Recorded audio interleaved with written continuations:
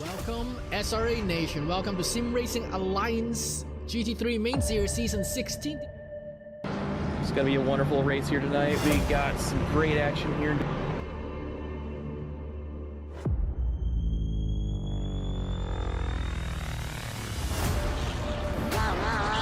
He's gonna look on the inside. He's gonna dive. There's a Mercedes. Oh no! I mean, these two drivers side by side, it's not going to be, it's exactly what you want to see behind you. Spins his wheels, and that's going to be prime time attacking opportunity. Oh, and he's going to try to stick it inside. Oh, no contact. Oh my god! And we're off and away for SRA.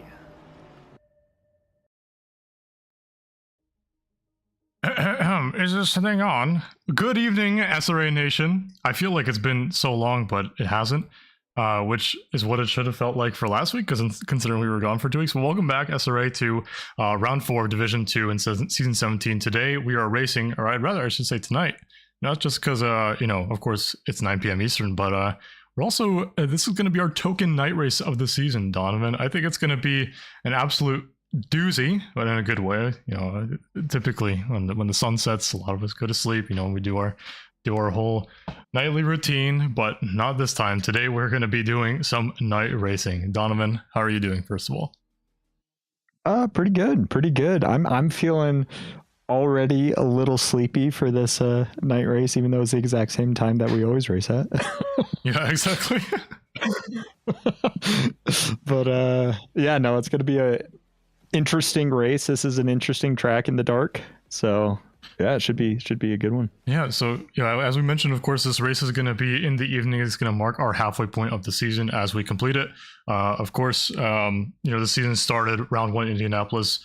All 3 of these races have been absolute bangers, and I gotta say, this time I got my popcorn pulled out. Al's already got the popcorn emoji in the chat and Twitch over there, so I got my popcorn ready. It's going to be an absolute banger, and I'm excited for it. But the rest of the calendar is looking definitely a lot more treacherous than the first part. Next week we have Imola, but it's going to be based on realistic weather. So I believe whatever weather it is on that Monday or Tuesday is going to be the conditions for the race. So if you go on Google, whatever desired search engine, if you use Bing, whatever, Microsoft Edge, then you're just weird. Go look at the weather at Imola on February 18th.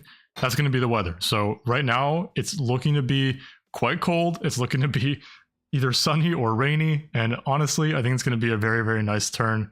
Not necessarily a turn, but a nice twist of, some varying conditions for us in SRA. But of course, the time is now for Zolder, and I think the most exciting part for me in this track, not the RNG chicanes, not the RNG nature of the track, but the corner names.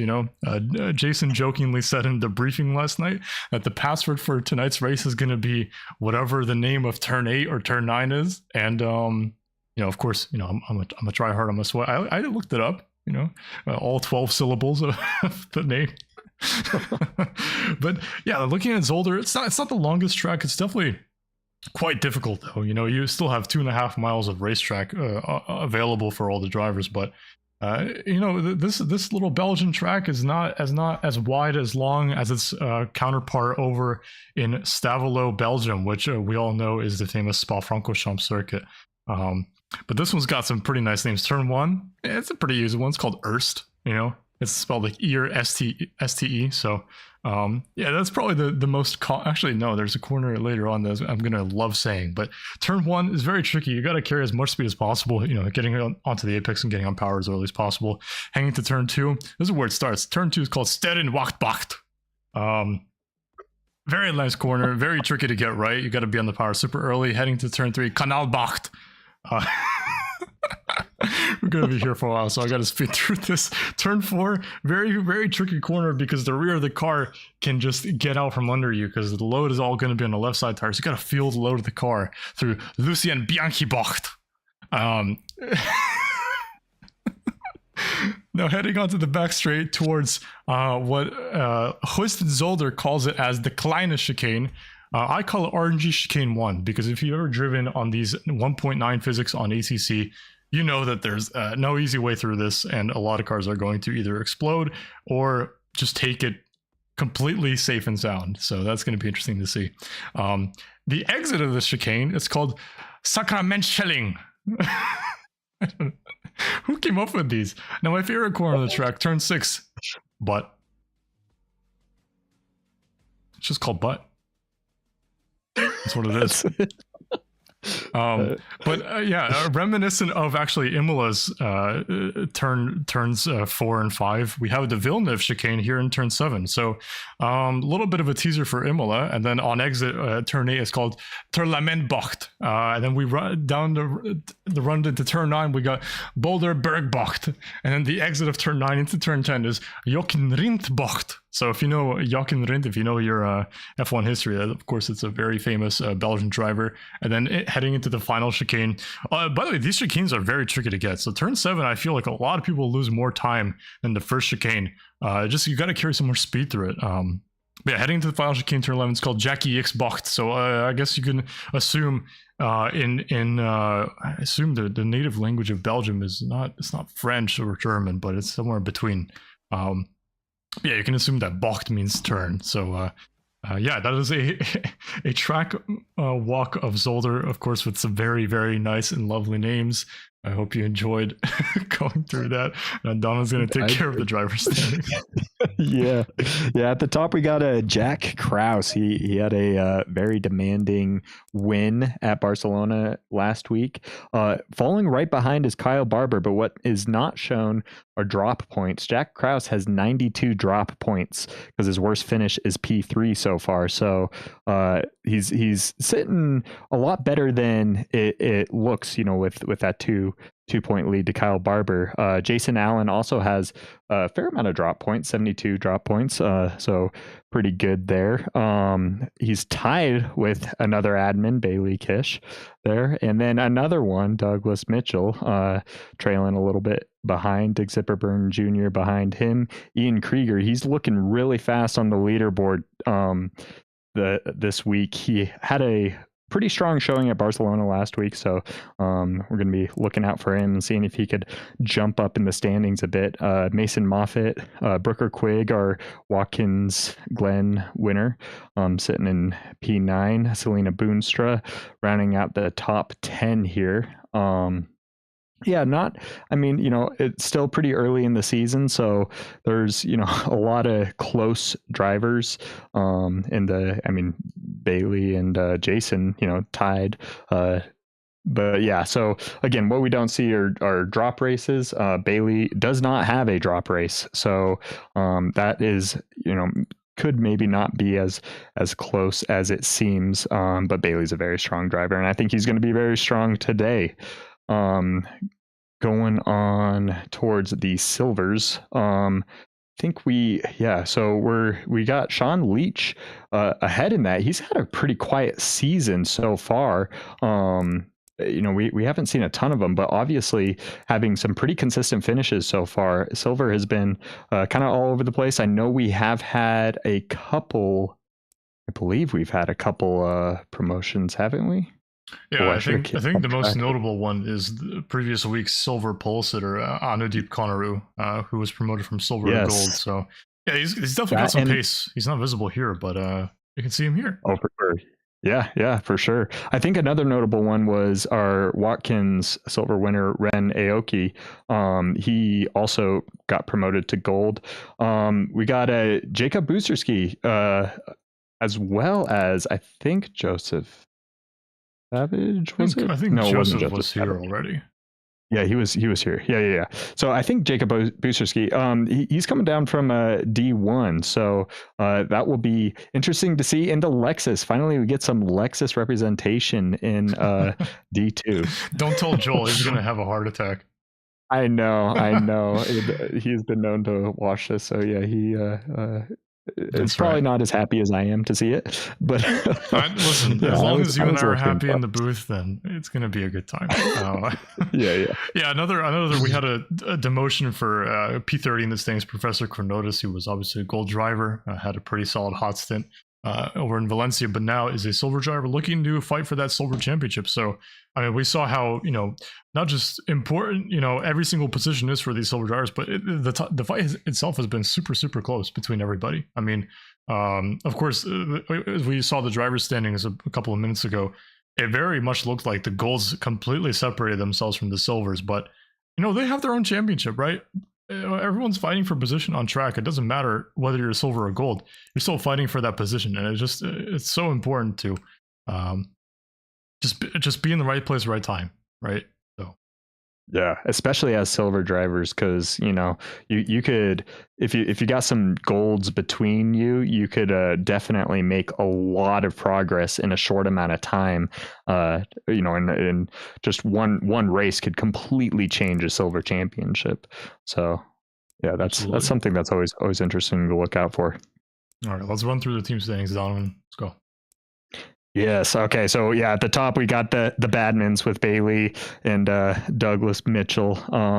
The Mustang with Kyle Barber and Ian Krieger. They've had really solid races so far. So a few podiums. So we're going to be looking out for them, of course. And then Jason Allen, Mike Gino in P3. A fair amount of points down from the other two teams.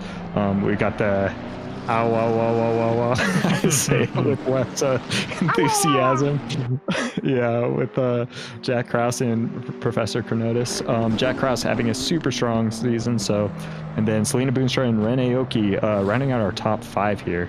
But yeah, I mean, definitely some interesting battles as we roll into qualifying. Yeah, I we're think already this is here. going to be, yeah, basically right the start their first push laps. So yeah.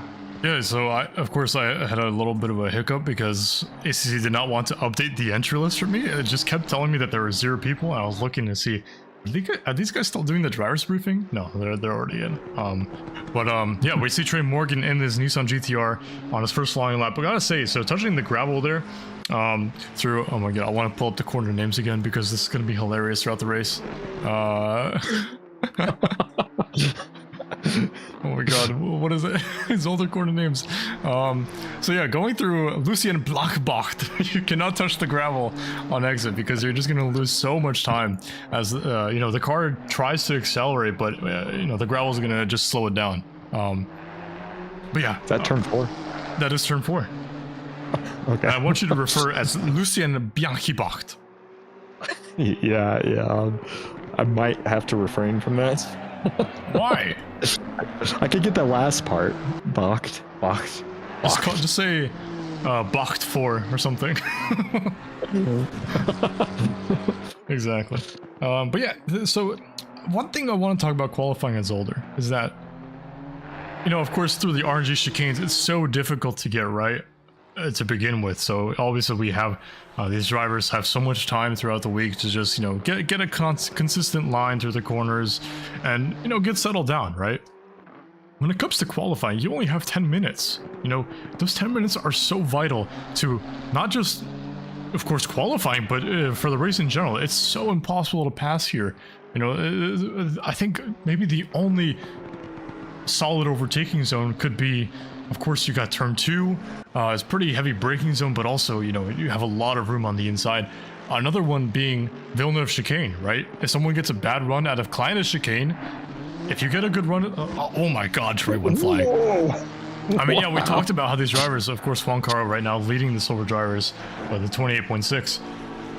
It's so difficult to get a good run, especially in the race. You know, it's a long race, and it just feels even longer with every time that you have to pass through the chicane, right? So, if you can find a consistent line, like some of these drivers have, of course, looking at the hot lap standings, I think one silver driver to look out for is Cody Platt right now in P2. He's up about 4/10 on his time, heading up into Jochen Rindbocht and Boulderbergbocht right here in his BMW.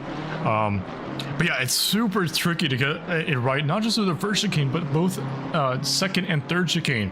There's so much time to be made up in those 3 sequences of corners that it's super vital that you get that practice in. Yeah, absolutely. And yeah, in my experience, a lot of times the races are won in kind of 2 points at this track, or I guess it could be 3, but lap 1 is pretty crucial. That seems to be the most passes happen on lap 1, of course, and then the pit stops are pretty crucial. Undercutting can be pretty strong, especially in the dark. It could be a viable strategy here, but then also, you know, capitalizing on anybody misfortunes in either of the there's a few chicanes, I guess, 3 notable chicanes, but especially the first 2 chicanes, yeah, a lot of cars, as we kind of mentioned, can explode over that. And over the course of a race, qualifying is one thing. Getting, a good lap in over that chicane is one thing. But with the race, and you're just going, over that chicane over and over and over again, sometimes it's easy to just, go off just a tiny bit from what you usually do, which could be the difference between a really good lap and, just completely ending up in the wall here. It's not a very conventional way to take that chicane that we have to do here in ACC in order to be quick. But yeah, it's what these drivers got to deal with, though. Well, you mentioned good lap, and Cody Platt is definitely on one of those. He's going to set the pace with a 27.647, currently 0.6 clear of the rest of his silver field. Right now, P2 is sitting Sean Leach, our current silver title, I guess, contender, we could say. But, it's early days, and a lot of these silver drivers, have their strengths, right? Of course, Cody Platt seeming very, very fast here. We're going to remain on board through these fast corners here, heading through Lucien Bianchi-Bocht, approaching the first RNG chicane, which, I mean, the BMW seems to be handling pretty well, considering that he's 0.6 clear of the rest of the field. Just P2 is 6 behind, but he's going to go over the chicane here. It's very important. Yeah, it looks pretty tame there. It's very important that you get the throttle down before you cross it. Yeah, it looks like he invalidated on that one, but yeah, he's definitely setting the pace, not just in Sector 1, but also in Sector 2, where those chicanes are. So, Cody Platt, absolutely doing pretty well. Well, he's got some pace, because I believe Cody Platt was our silver winner last race, right? Am I remembering that correctly? He was. Yeah, so yeah, he's definitely got some pace recently here, so I'm sure he's going to be hoping to keep that momentum, and it kind of looks like he is. He's still 6/10 clear. Sean Leach, he's not on an improvement this lap, and was actually invalidated, I believe. No, he's not invalidated. I read that incorrectly. He's just not on an improvement. Kevin Nichols does go up to, oh god, GB3 didn't let me finish that.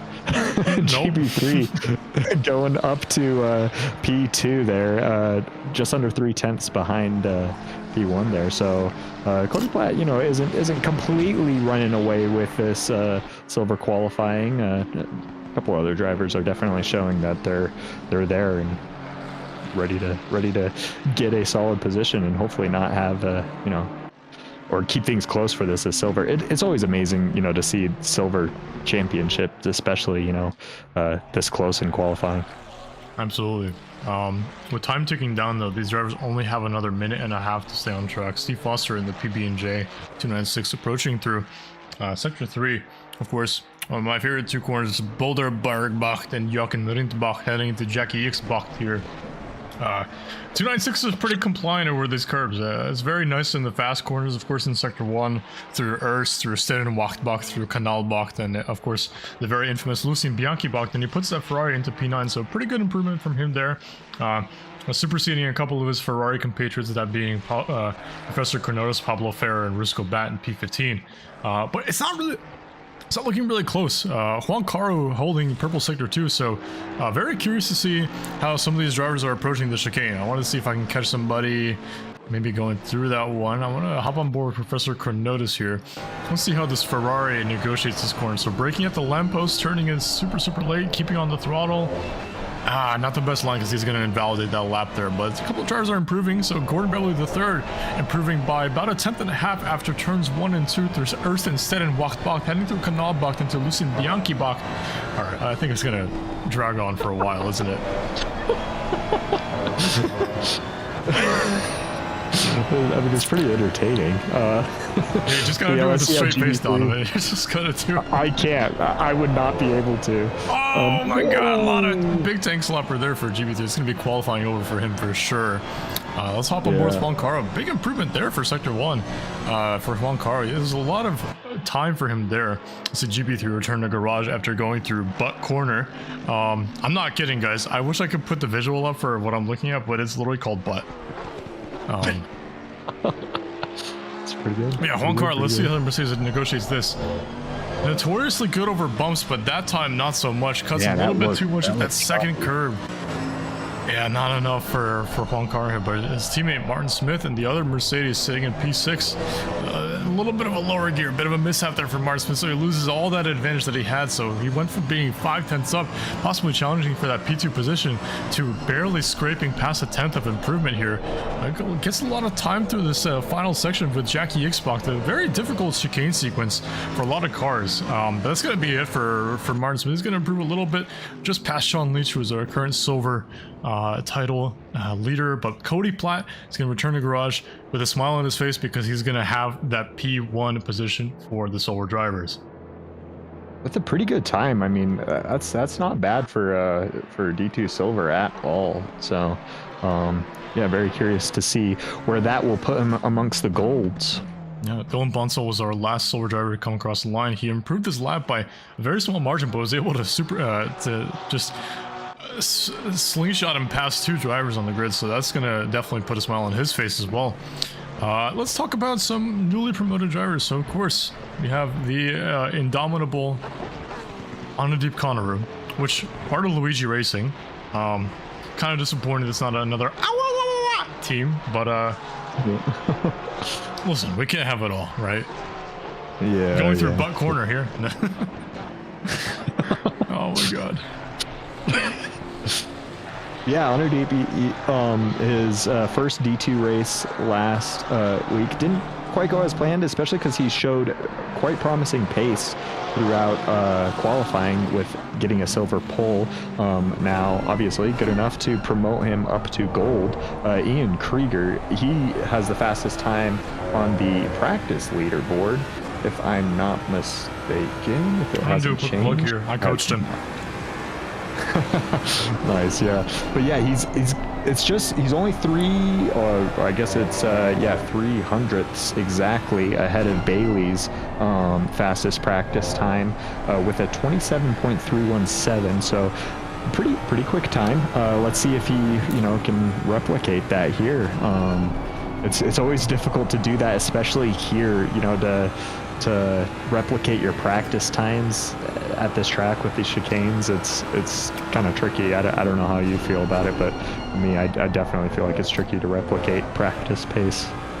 Yeah, especially I think honestly for me, I think the hardest sequence is this right here, because you just need to be absolutely on the limit, which Ian Krieger, of course, this is out lap. I don't think he's going to try to carry too much pace through it, but nimble cars like the one behind him on track right now, Selena Boonstra in the car number 7.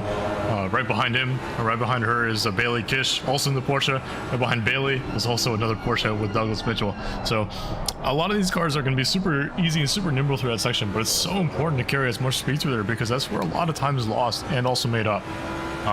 There's a lot of dips in the road, and especially the track limits are, I want to say, forgiving, but it can really catch out a lot of drivers to know how much you can actually cut. But Ian Krieger is going to be on his first flying lap here. Let's see what his first flying lap is going to put him. I'm going to guess 27 something, and it's definitely not 27 something. It's 28.7 something. And Bailey Kish, or Selena Boonstra, responds with a 28.4. Bailey Kish with his first banker lap being a 27.9. So Bailey Kish is not here to mess around. He's obviously back. Back to the top where he belongs. A little bit of a struggle race last week, of course, trying to undercut the Mustangs, but it was just too little too late for him. It's difficult to overtake, especially with 2 teammates who are slipstreaming each other, Kyle Barber into P6, and Bailey's already up in his time. I know that Porsche is quite nimble, but it can also get very loose from under you as he goes onto the gravel there. All his delta just disappears. Let's see how the Porsche is over the chicane here. I'm curious. I am too, yeah. Oh, that's easy peasy. Come on. Yeah, that wasn't bad at all. I feel like that's such a weird, such weird curbs, because some cars that are typically not great over curbs, the Porsche's not known to be great over curbs. But, sometimes those kind of cars are actually good over it. I mean, I don't know how the 488 is over curbs usually, but I mean, it's pretty great through the chicane there, is it? Well, it's tricky. It's definitely difficult. There's only, I want to say there's 2 lines that you can take, but realistically speaking, like through the race, I was not trying to touch the second curb because it's so inconsistent, the suspension on that car, that sometimes it just works an absolute treat. Most times it just doesn't. But Selena Boonster right behind Bailey Kirsto. Look at that. Porsche driver. Bailey goes right to the top with a P2 right now, right behind Cody Platt by about 10th and a half. Jason Allen, we didn't talk about, oh my God, voice, oh Jesus. That was a voice crack and a half. Corner names. All those corner names going through Stedden Wachtbacht. But yeah, it's close. Wonder we're not seeing though Ian Krieger. Nowhere to be found right now inside the top 10. Right now he's sitting P24. Of course, he invalidated his previous lap, so he's really got to be on it. We talked about how there's not much margin for error here at Zolder because the qualifying session just goes by in such a fast manner, right? All these laps just, you know, they keep coming and coming and coming, and you can't really do much about it because we have 10 minutes, right? A lot of time gain there for Ian Krieger, about 3/10 through that chicane alone. So when the tires click, they do click, but he's got the rest of the laps to worry about, of course. So Ian Krieger is going to try to match his best lap time of the week tonight. I mean, if any time is now, it's the time is now. So come on, Ian, step it up. Yeah, he's on a pretty massive improvement here. If he can navigate this final chicane well here, I mean, he's going to be jumping up quite a bit. Sizable. I mean, he's over a second up on his time, so this is going to be a pretty big jump.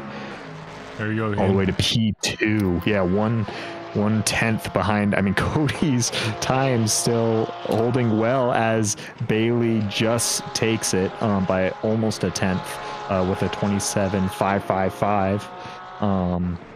But yeah, we've got some close times. I mean, all the way through down. I mean, we got the Porsches with Selena Boonstra and Douglas Mitchell with identical times. And Wheezy almost getting an identical time too, only 5 thousandths off of their time. So yeah, I mean, crazy close. You know, the top 20 split within a second. So looking pretty close as always. Yeah, another Ian Krieger's absolutely sending it through the chicane. He's up 4/10 on his time. Jack Krauser, previous week's race winner from Barcelona, after a pretty what's the word?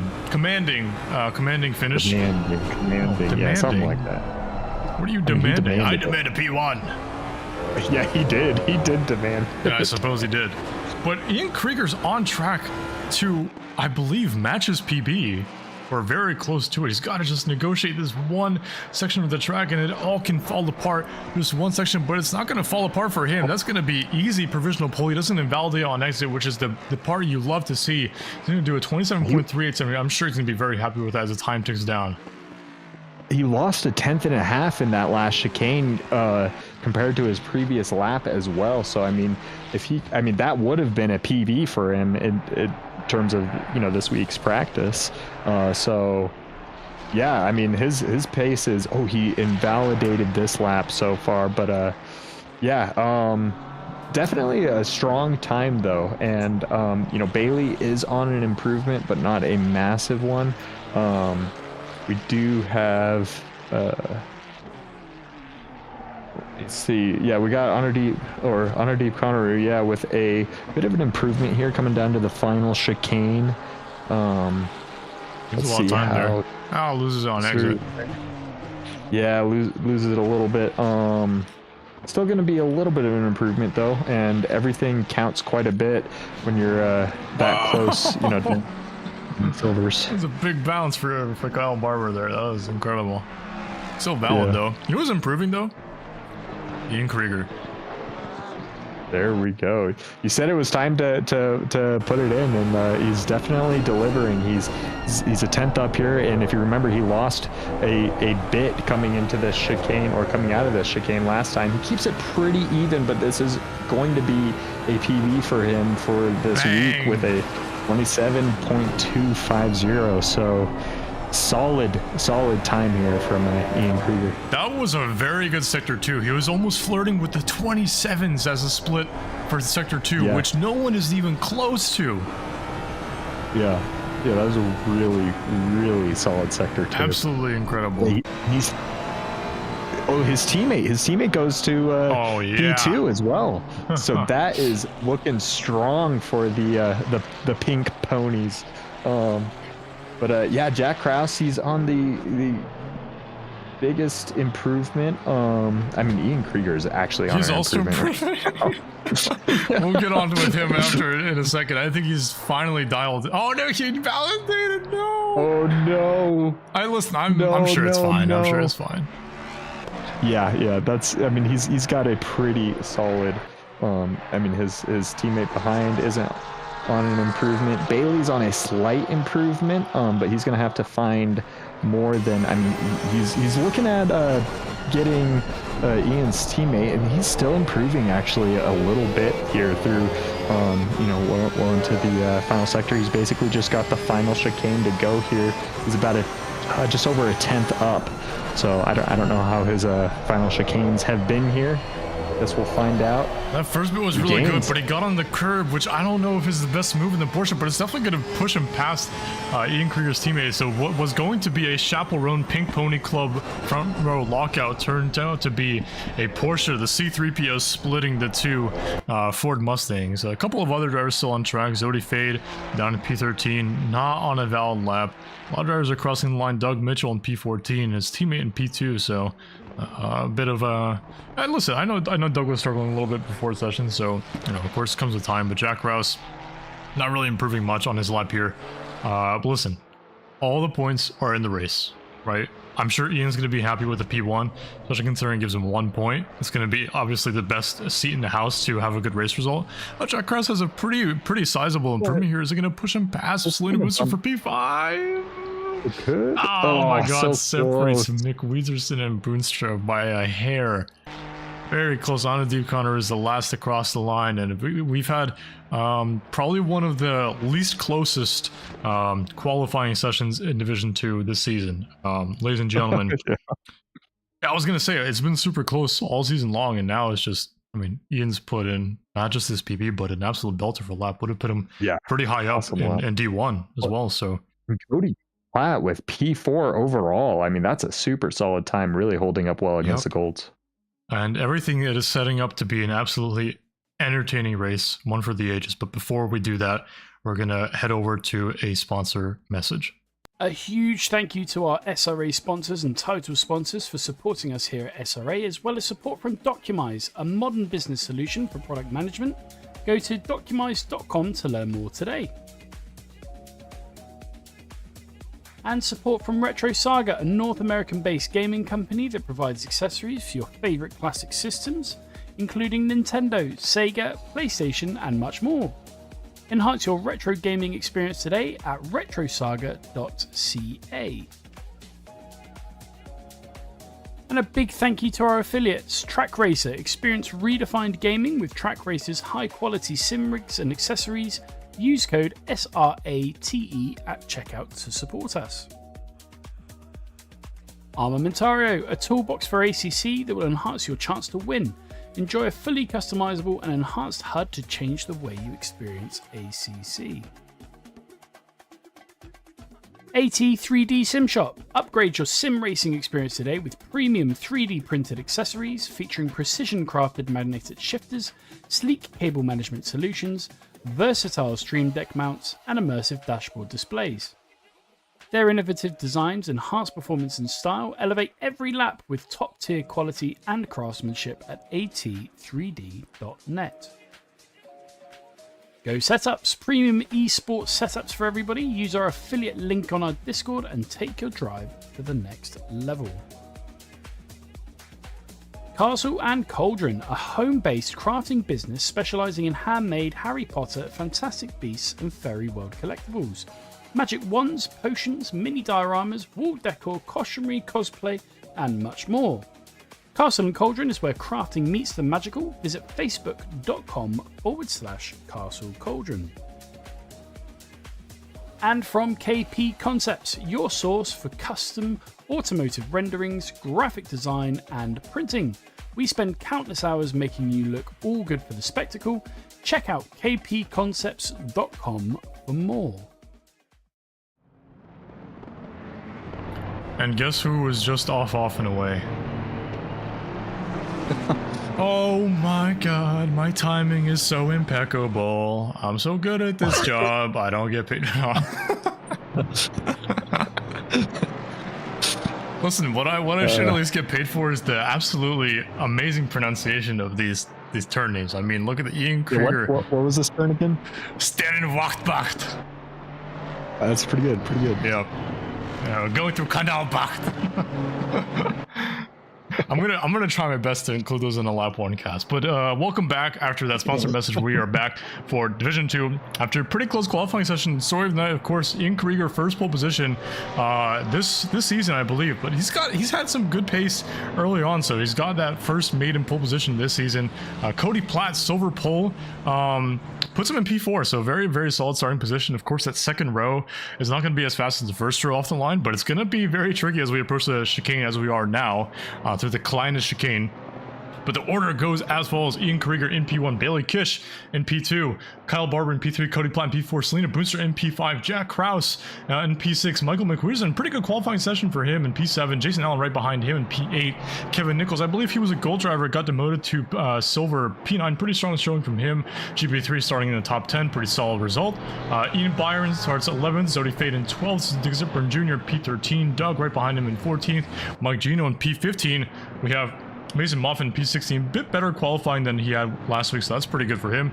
We have Juan Carl in 17th, Anadup Conneru in P18. We have Martin Smith in P19, Sean Leach in P20, a current silver title contender. We have Josh Damiani in P21, Travis Tatra in P22, Riley Greer in P23. Hopefully some better moments for Riley this race. Zolder Vargas in P24, pretty shocking qualifying for him again. I hope he's got to get some consistency down in those qualifying sessions. But Dylan Bonsall in P25, Steve Foster in P26, Professor Cornotis in P27, Trey Morgan in P28, Thomas Olhausen again returning after last week in P29, Pablo Ferrer in P30, Sean Curcio in P31, Rene Yoki, pretty not the best qualifying from Rene either, so P32 for him, starting it towards the back, probably a pretty decent place to start if you're looking forward to some calamity in the chicanes. But Risco Bad P33 and Philip Mueller rounds out the grid in P34, and look, we have a Matt R in P30. There we go. Yes, we are on the front straight, heading out of Jackie X-Bocht, heading into Erst, and Ian Krieger is going to be leading us off. And I'm going to go to Helicam because these drivers are going to be lined up side by side. Pink ponies are lined up not next to each other, but following each other. As we start the race, we're going to cross the start-finish line. It's going to go green. Bailey Kish is a monster of a launch as he approaches. Erst is going to have the outside, which is going to be the faster line where all the group is, but Ian Krieger is keen to keep that position. A little bit of a tap. It's going to invite Kyle Barber, taking the outside line into Stedden Wachtbach, and Bailey's going to take the inside line. It's going to be side-by-side action between Cody Platt and Selena Boonstra, but Ian Krieger is off and away into P1 as he's going to approach Lucien Blockbach, but it's all going to kick off here with Kyle Barber. Cody Platt takes the lead ahead of Selena Boonstra, but they're side by side through Lucien, Bianchi Bocht, and Bailey Kish is going to be on the inside. There's no calamity in the back, like a bit of yellow flags, but Bailey Kish has got to defend from this Kyle Barber Mustang. And let's see, let's go to the Helicam. Let's see if there's any side by side. Looks a little bit treacherous there. Let's see. Oh, Zodi Fade. No, that looks like Martin Smith. A little bit of a tap, and that's going to be Mike Gino gone round. Oh no. I mean, oh, look, those guys are looking at each other. Look at that. That's cute. Yeah, not the best start. Oh, he gets punted around the back, and he's going to end up looking at somebody right now. Hello, Damiani. How are you? Yeah, that's unfortunate. Very unfortunate. Things could definitely check up there, and I feel like that is not a rare occurrence at that chicane in lap 1. I mean, I feel like a fairly similar thing happened in D1 even. Oh, listen, it doesn't matter what division you're in, it's going to happen. It's inevitable. Yeah. But I guess besides that, it looks, relatively clean. No, yellows really, aside from the calamity that was the first chicane. But what's important for the drivers ahead is they had a clean start. Bailey had a beautiful pass. I mean, really great racing between Bailey and Kyle there on those opening corners. Very, very tight, clean racing between them. Forgive me, I'm eating my popcorn. Otherwise, I would have said the turn 4 name. Yeah, I'm not gonna try. Definitely not. We do. But, man, look at all these cars just clobbering over the chicane. Have we had a little bit of a moment? I think Juan Caro didn't have the best exit. Coming out of the Kleiner chicane through Sacrament shelling into butt corner here. Oh, side by side is going to be a big dive. This is from Professor Cornotis on the inside. Gets the move done though. A very nice move from him. Looks like Martin Smith was the driver overtaken. I believe probably just a self-preservation thing. Wanted to survive. Saw the Ferrari had some pace on him. Decided to let him go. And honestly, fair play. It's only lap 2. It's a long race. And honestly, Zolder, more than others, is definitely a race of attrition. You know, it's not easy, of course, to go through the chicanes, but it's also easy to pick up some track limits here and there. Oh, for sure. And yeah, a lot of times it's better to just, you know, survive rather than, you know, risk it to keep the position, you know, only on lap 2. So, whoa. Oh, big dive for Bailey Kish there. From Bailey Kish. It looks like he backs out.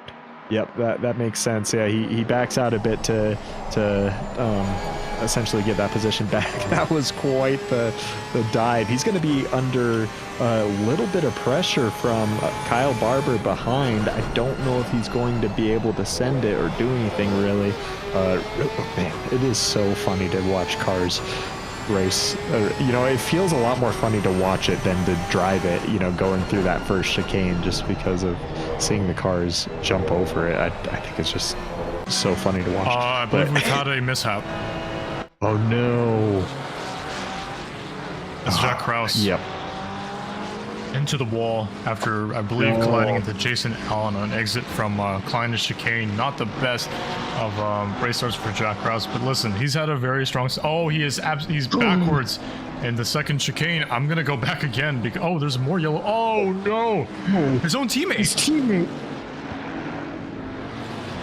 own teammate hit him. Yeah, his own teammate. I don't know. You know, it's hard to tell from that angle whether. Oh, he collided with Sean Leach as well. Oh boy. Yeah, so we got our 2 championship leaders, Jack Krause for gold, Sean Leach for silver, having quite a moment. Not necessarily together. Jack Krause is going to be coming into the pits, repair that damage, and he's going to have a long stint ahead of him. Sean Leach doing the same thing. But man, yeah, so things not going well for our championship leaders. Oh my god, everyone's just taking different lines. Sorry to interrupt Donovan, but I feel like the Kleiner chicane is going to be possibly a Grim Reaper of sorts for these drivers in D2. Yeah, it is wild to watch races with that chicane. Like I said, it's way more crazy to watch it than it is to drive it. I feel like a lot of times to drive it, it just becomes the way that you take that chicane, and it just doesn't feel all that crazy after you do it. Kevin Nichols with a very nice pass on Douglas Mitchell up the inside into after heading through butt corner into Villeneuve chicane. Yeah, it looked like I assumed that Doug had a slow chicane and was just under speed compared to Kevin Nichols behind. So yeah, it's super tricky because, like, you know, every time, at least when I was going through the chicane, I'll tell you, my my behind was clenched the whole time. I was very, very nervous to go through it. Zodi faded into the bits. Super early pit. I didn't see him involved in anything huge. I don't know. He might have been involved in that initial. Man, yeah, some tight battling between these three in 3 different cars. Yeah, Douglas Mitchell, Ian Byron, and Mason Moffitt, and that does kind of just, you know, leave them, or, you know, brings them closer to the cars behind. So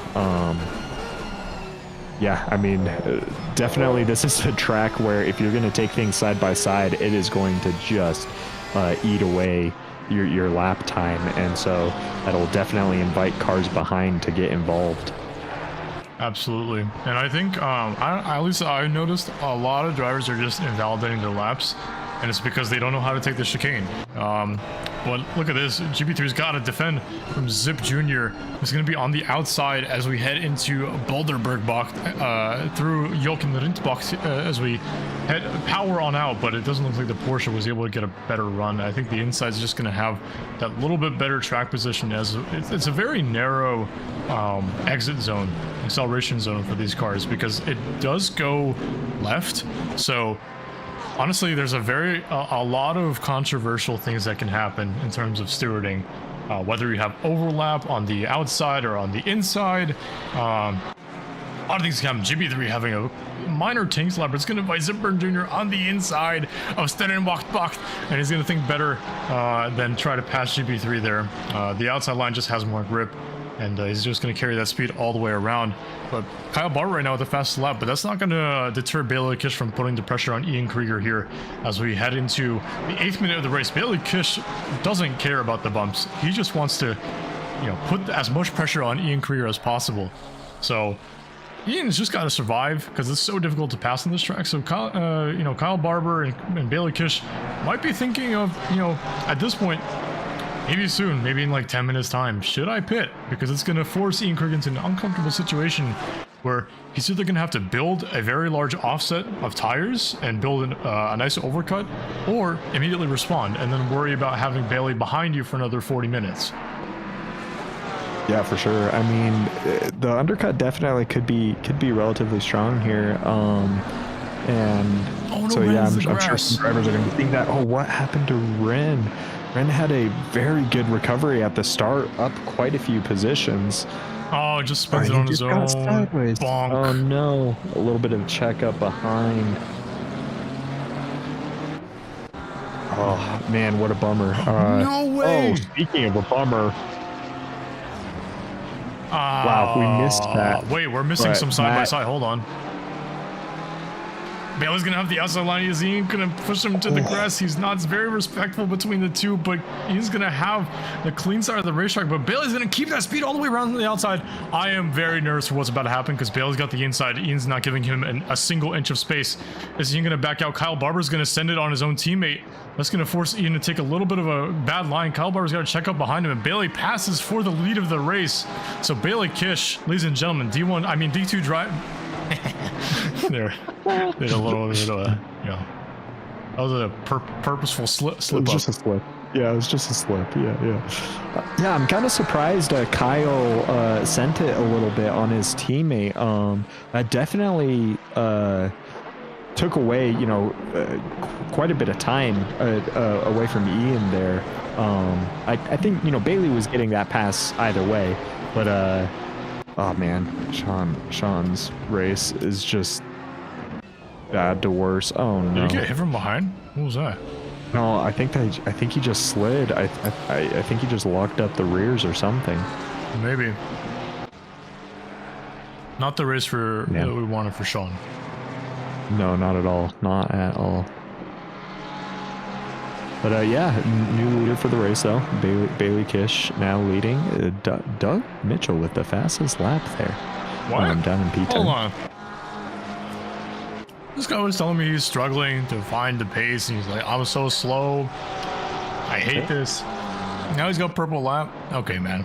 All right.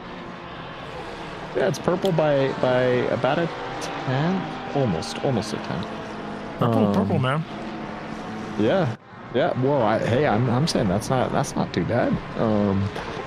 For early stages in the race, obviously, cars will get faster laps. Once cars will come in and put on fresh tires with a lower fuel load. But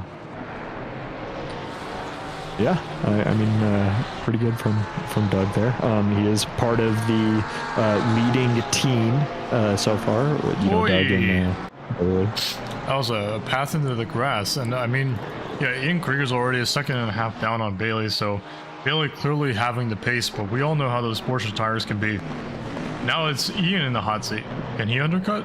Does he think that he has the pace on exit from the pits? I mean, Kyle's clearly got some pace too. So I don't know, but Dixon Burn Jr. is going side by side. Was he pass around the outside of GB3 there? Hold on. Hold the phone.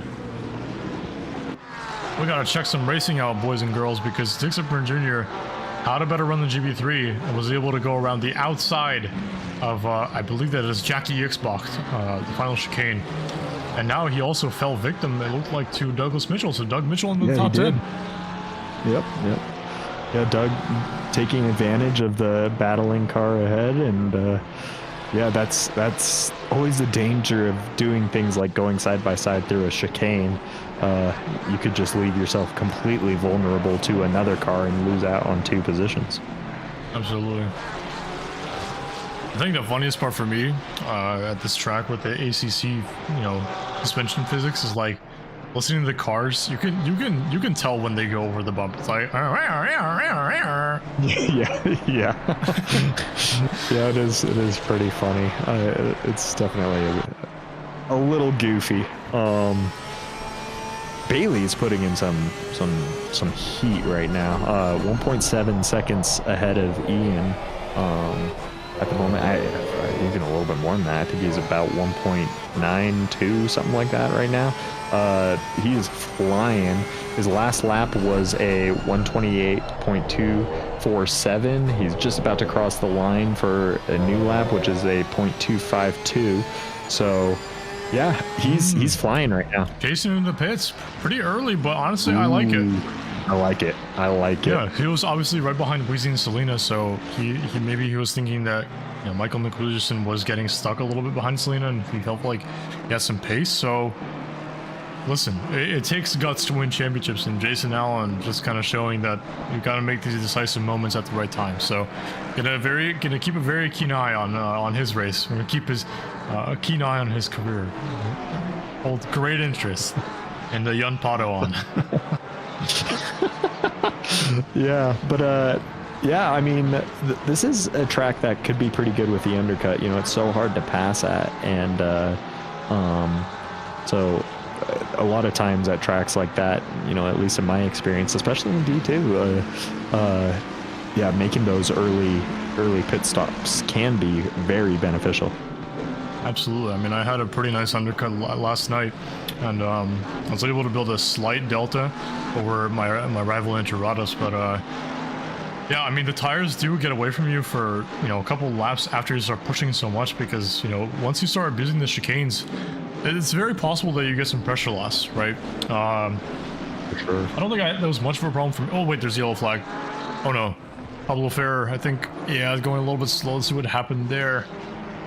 For Pablo Ferrer, looks like I think he just overcooked the chicane a little bit, gets a really annoying bounce, and the car is just gone after that. Yeah, that's what I'm saying though. We talked about in qualifying how I think the second chicane is just a real killer. The Honda, we saw it bouncing a lot in the background there. It ain't easy. Zolder is really unforgiving. Oh, for sure. And I feel like you have to be a little bit more precise, at least when you're really pushing it. I feel like you have to be a little bit more precise over that second chicane. And I think it's more, it just tends to catch you out a little bit more by surprise than the first chicane does. At least in my experience. For sure. One thing that we haven't really talked about yet was, of course, Cody Platt still holding station in P4. Pretty solid race for him so far. Not too close to Kyle Barber. Of course, the front three just having some pace of their own. But Cody Platt's fastest lap is actually faster than Ian Krieger's fastest lap. So maybe... Oh, no. Oh, my God. Weezy almost ended his own race right there. Yeah, that was definitely a close one, trying to chase down Selena Boonstra there. But yeah, Cody Platt has some solid pace right now and has a solid lead over the next silver driver, GB3. But yeah, I mean, yeah, definitely impressive stuff from Cody here. For sure. And this is going to be the second lap that Weezy or Selena haven't pitted yet. So let's keep an eye on Jason Allen. I mean, he got his undercut, and he's approaching the sector 3, or this is sector 1 actually. But of course, this is his first lap from actual lap out of the pit, so he's got to be on it, absolutely on it. You want to also keep it on the track, because you never know what may happen through the chicane. But Ferrari's pretty tame through there, in my experience at least. But yeah, Douglas Mitchell now putting on the pressure on Zipper and Jr. after they both passed Kevin Nichols a couple laps ago. And now GB3 is behind them, and he's probably looking at this thinking, yes, please fight. Looks pretty calm. I want to say calm, but it just looks like, can you imagine if, oh, I see yellow flag. Let me hold that thought. That's Renayoki. Oh no. Again, he had a solid recovery early on in the race. It's so enticing to, oh no, right on the, I think that was either Pablo Ferrer or could have been his teammate. Somebody. But yeah, it was. Oh man, we got two side by sides now. Going through here, it looks like they're mostly. Oh, he's gonna send it! Oh my god! No! Oh my god! He hits his quarter panel. It's gonna get in the grass. I mean, honestly, I don't think it's the most smartest place to send it. Oh, and he spins. Oh, I'm sorry, Professor. I'm gonna get off of your car. Yeah, I think. I mean, it worked. It worked for him earlier on in the race, and so I think he was trying to replicate that success that he had earlier. But yeah, that time not working quite so well. I just want to point out Bailey's almost 5 seconds ahead of Ian right now. So yeah, this pace is strong from, I say almost, I guess he's just over 4. But this is some strong pace from Bailey here. I mean, he put in a 28.0 pretty quick for that first stint. His last lap was a 28.4, but I mean, to compare that to Ian's last lap was a 29.2 and his best lap was a 28.6. So I mean, Bailey's putting in some serious pace right now, and yeah, he's not really under threat from any sort of undercut anytime soon. He's got a few laps to play with even, so I mean, I'm assuming he's going to be kind of aiming for just pitting halfway through, and yeah, obviously he won't want to get undercut, but that is a pretty big delta, so he's got a lot of room to play with. We got a Wheezy coming in from P6, so curious to see where he's going to come out in relation with Jason Allen. Yeah, I think oh yeah, butter. Yeah, it takes that chicane really nicely. Butter. Oh no, yellow flag. Who was that? No, Juan Caro, yeah. Fighting, I believe that is with Anadeep Conneru at turn 1. A little bit. It's hard to see from this camera angle, but it looks like the space just ran out for the Ferrari on the inside, and then just resulted in not the best scenario for the Mercedes. I think both of them spun there.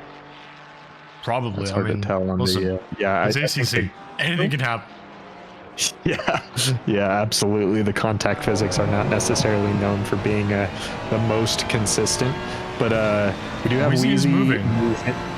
Yeah, it's gonna be close. It's always hard to tell with this one because the pit lane goes out so far, but it looks like Jason is just barely gonna get this. That's actually a decent little gap there. Especially because Wheezy has to get those tires up and going, and you might not want to attack the chicanes like insanely hard, you know, with that first lap. But got Douglas Mitchell coming in as well. So I think Wheezy pitting there is kind of setting off a lot of the other drivers in that area. Although, I mean, is it though? Because Selena and Cody are still on the track. Zip and Selena, yeah, that kind of surprises me a little bit. I guess they're wanting to stay out a bit. I mean, Selena's got, you know, quite a bit of clean air, so I guess she's just looking to extend. But this is a hard track to pass. Yeah. So.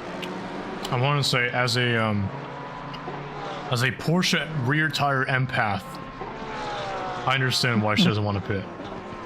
That makes sense. Yeah, that definitely makes sense.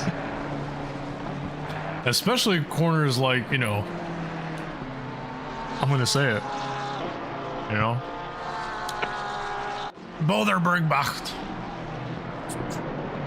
I like the pot for reading the track map and making sure you got it right. Listen, it's a lot of syllables to remember, okay?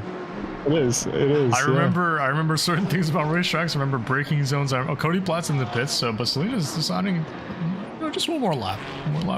Doug comes out right behind Wheezy too. I mean, he was both there. So, I do believe. I mean, here, wait. Let me check the.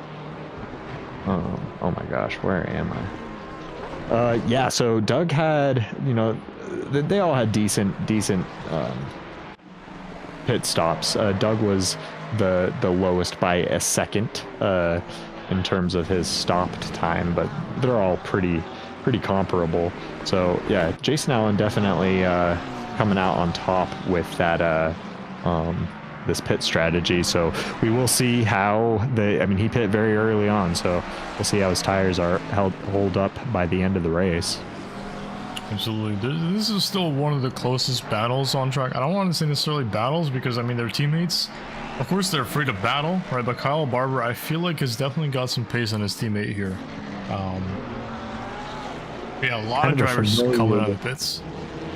A familiar scene to last week with those two behind Jack Krause at Barcelona, and then Kyle Barber, if I remember correctly, ended up undercutting his teammate in the pit stop. So I guess we'll see which one of them pits first today. But undercut worked. Yeah, it worked really well. Cody Platt just barely ahead. Yeah, just barely ahead of Jason Allen. Is he going to send it? He's not going to send that. That'd be crazy. He's going to scare him, though, for sure. He gets a very nice exit. Oh, he's going to scare him. Yeah, Cody did not have a nice chicane there. Looked a bit slow. I don't know if he was trying to be easy on the tires, but well Jason can send it around the outside there into the chicane. Yeah, he's having a strong race, so he's in a net P4 now, I believe. And honestly, if I'm Kyle, I would also start to worry because his teammate comes in. That's going to leave him a little bit of clean air, but his last lap was a 29.2. Meanwhile, Jason's last lap was a 28.7, so half a second there. And the delta just is going to keep coming down and down and down between Jason and the top three positions. So maybe all that time stuck behind his teammate Ian Krieger. Maybe Kyle, he's going to lose out to Jason. Who knows? Yeah, we'll see. I mean, Jason's definitely got some solid pace right now.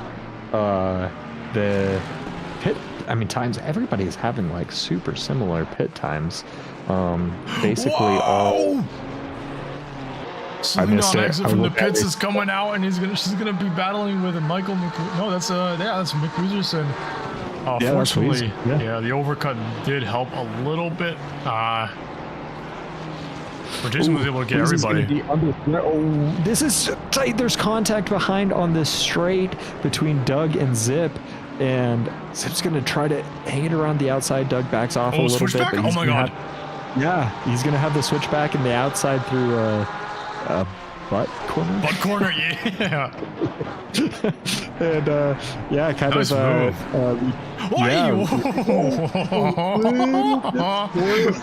oh man, very out of sorts there for Doug.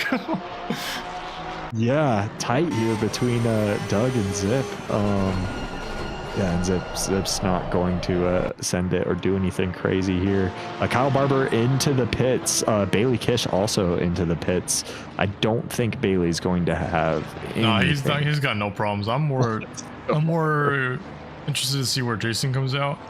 Look, Kyle's coming out of the pits right now. I don't think Jason's going to be very close to him, but listen. I don't. I think, yeah. Oh, did Kyle undercut his teammate, though? Because that's Ian right there. Oh, nope, and the order is restored. Yep. So, all right. And another frustrating 33 minutes for Kyle. Yeah, for sure. And Jason is a good 2.5 seconds behind Kyle. So nothing too crazy there, but still Jason has had a pretty solid there. Oh, with the stop go 30. Man. Yeah, I mean, listen, we talked about, of course, every racetrack has got some niche pit entry, pit exit rules. But if you have seen the pits at Zolder, you're like, this is all right. Yeah. Oh wait, is there racing going on behind? Hold on. Side by side. Oh my god. Yeah, through the chicane. They do. Look at these two. Trey So Morgan beautiful. really holding on to the inside here. They're going to be side by side through the next chicane as He's not well. gonna leave any room for him. Oh my god. Great racing between these two. The Nissan of Trey Morgan and Mercedes of Juan Caro. Yeah, solid racing between those two there. So how many positions? So a couple of drivers haven't pit. Wilder Vargas hasn't pit. Steve Foster, Tom Soul hasn't. Sean Kirsten is in the pits, and Dylan Munsell hasn't pit. I'm just looking at the overall race positions, like after the pit cycle. It looks like not much has changed. Of course, Jason Allen did get past Cody Platt, so of course Cody's going to still hold that silver P1. But Jason Allen, probably for me, apart from Bailey, right now is just driver of the day. Just pretty strong undercut for him, and he was able to make it work. Of course, undercutting is one thing, but you do have to make advantage of that tire delta while you have it. Yeah, and it's definitely can be a bit of a risky thing, but so far it's worked out pretty well for him. I mean, 4 positions is not anything to scoff at, especially as older. That's what it ends up being. Yeah, 4 positions. So yeah. Hello, Dan. Your fantasy... actually, Jason's not in your fantasy team anymore, is he? That was last season, right? It's so sad. Yeah, pretty sandbagged race. I'm kidding. The only thing holding Bailey back are his screen stutters. That's it. Otherwise, he's a D1 driver.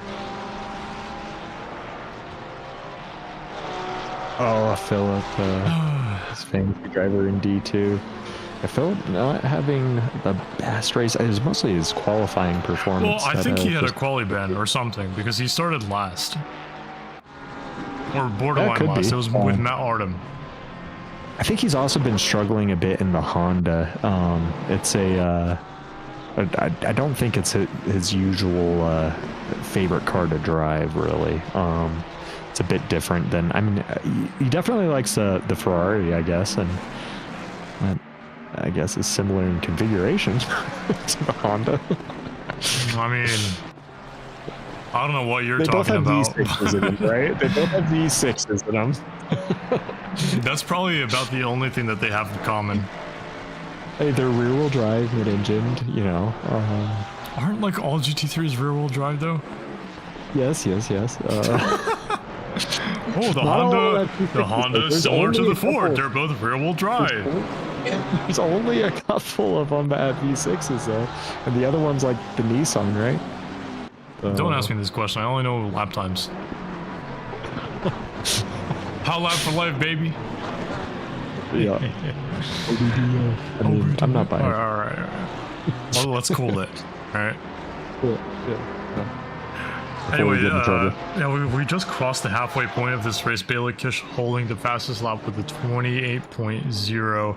8.5 seconds up on P2, effectively, who was Ian Krieger.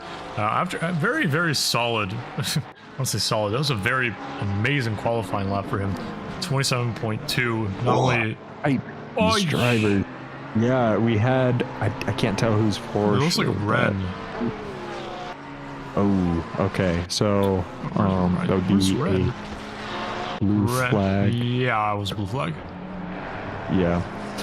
So that could have been just, kind of getting out of the way there. But yeah, his race definitely not going as planned. Had a really good recovery, but then had that moment in the second chicane that kind of kicked everything off. But yeah, these two still staying right next to each other. I'm sure Kyle Barber won't be too happy with. I mean, we've had him in the booth twice this season. Well, actually, Yeah, we've had and, him once. The other time it was his fiance. True, it's his fiance. I'm both secretly times he- hoping if he finishes on the podium that his fiance joins us again. Yeah, that was a good time. It was really funny. Yeah, definitely a first. But but both times he was not very happy to be. I mean, he was on the podium, but he felt like the race could have gone better. However, consistent races definitely, make huge differences in championships. So, if you could, you could win a championship from just getting, on the podium. I mean, I've had it, with championship rivals for myself in the past, all the way back in D5. I've seen it with Selena Boonstra. She's won a championship just from getting super consistent podium finishes. She didn't win a race that season and was able to get a championship that way. So I mean, consistent finishes are huge, and both Kyle Barber and Ian Krieger seem to be trending in that direction. So it could be disappointing, to not get that top step. But I mean, when you have a different driver on the top step ahead of you all the time, that can be super beneficial to your championship. I mean, you can't forget, of course, one of the back-to-back champions of D1, Jeff Spangler, also had a season where he didn't win a single race, and he ended up victorious at the end of it. So Yeah, true. Yeah, listen, it can happen anywhere, right? Absolutely.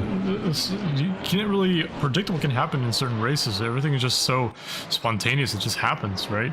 But it's honestly impressive, like to keep consistency for that long across effectively what is a 9-week season, right? It's very difficult because, some cars, of course, have their strengths. Jeff is a McLaren driver. But that car's not fast in the straight. So defending from cars like, the Ford or the Lexus or the Nissan, which is a common front-running car when Jacob Palmieri was back in D1, it's not easy, right? You have to work to the strengths of your car, which, drivers like Selena was able to, you were able to. It ain't easy. So it's always have it in the back of your mind that I can have one bad race, but it's a long season, right? Things are possible; they can turn out well for you. You just keep your head down, stay consistent, and moments like these where, of course, McWilliamson decided to pit earlier, try to undercut Selena, and now he's back to square one effectively. Just got to keep a level head, right? Something can happen, just like a yellow flag we just saw with Ian Byron. Looked like maybe a little bit of a chicane. Oh my! Quite a bit. I don't think the track is supposed to go that way. Can't park there, mate. Gets on the track on Butt Corner, heading to Villeneuve chicane.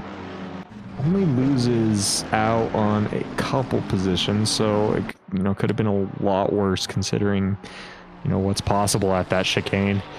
Jack Krause, made up quite a few positions from his bad misfortunes. Fortunately, he has some serious drop points. We were talking about that. He's got 92 drop points available, so this will definitely turn into his drop race. So effectively, he will still have a 2 P3s and a P1. So pretty solid. Not Kyle too bad. Barber's still right on his teammate. I mean, they are. I feel like Kyle's got quite a bit of pace on his teammate here. I'm sure he'll be wanting to get around. I don't know if they're in comms or if they're happy to hold their position the way it is, but because I mean, let's be honest, it's 7 they're not catching 8-second Bailey. gap. You can just say how it is. It's Bailey, that's not going to happen. So I mean, it might as well just keep it how it is. It wouldn't be really fair to swap if there's no possible way to catch the driver ahead. So Well, I guess another thing that we can consider in these little packs is blue flags, right? We saw, of course, a couple of incidents here and there, not just on lap 1, but across the entire race. Of course, it's already been 40 laps. We just saw another incident. It's going to be Steve Foster. I assume the chicane has gotten another victim. The Grim Reaper is back in business. 3, 2, 1, bounce, go, wow, wow. There's the bounce. Ah, there it is. Does he keep it out of the wall? He does. He does keep it out of the wall. Absolutely legendary. Yeah, so Oh my god. Gonna be some hot tires.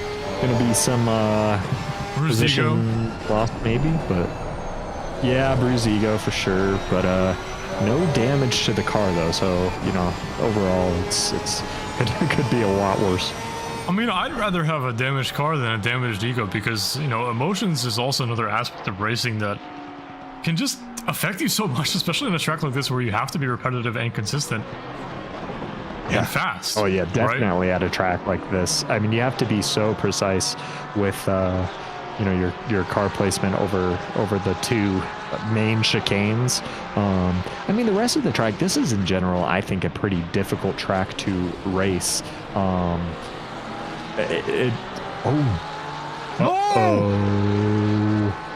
Dog. Track limits. You did mention track limits were a thing. Our first DT. We've had stop go 30s, but we haven't had a DT. Nope. Yep, and this is the first one that's due to track limits rather than the pit lane. So. All right. Well. Yeah. Oh my. It's a scary pit entry because he carries so much more speed. You know, I want to see what that looked like from Wies's POV. Yeah. Well,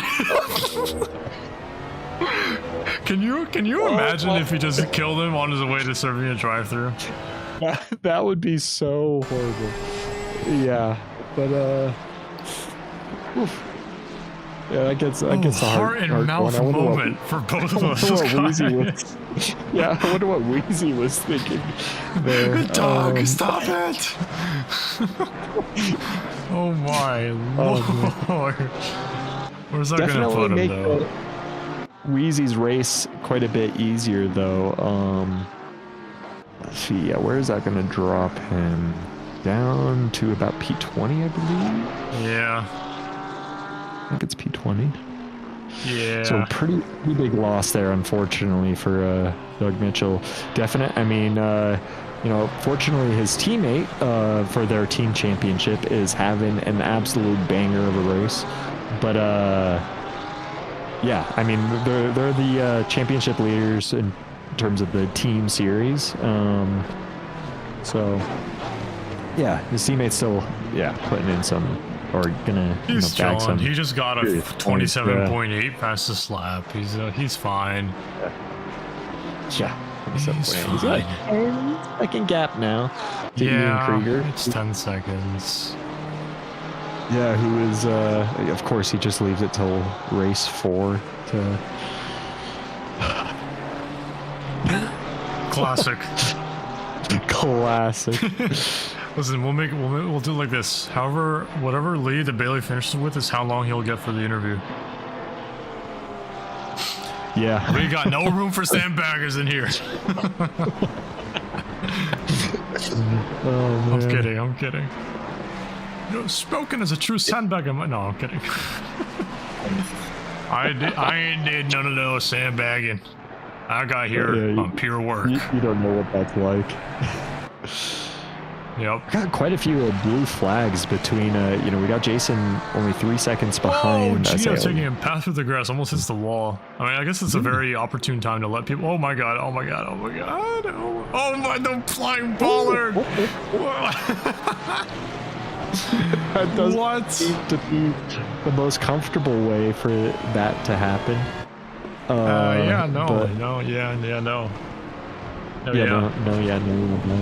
Yeah, nah. But anyway, what I was saying is Jason Allen, I mean, he's still closing up behind the boards a little bit. But with some blue flags, I mean, quite a bit of blue flags kind of throwing a wrench in these battles here. I mean, they're pretty spread apart, so it's mostly just, you know, can be a little bit frustrating on how to, you know, how close that you could get.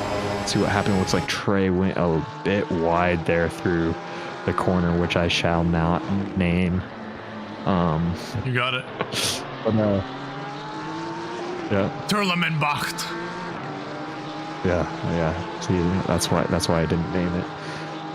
I got you, bro. Yeah, we had I got you. Dan mentioning Jason's starting to feel the tires now, probably. Yeah, I mean, he definitely had that early pit stop, and he still has solid pace. He's still matching the cars ahead of him really well. So apparently there was a position change here, but I think race control is just messing with me. yeah. Oh, what happened man. what happened to Jason this lap though? Because he lost about a second.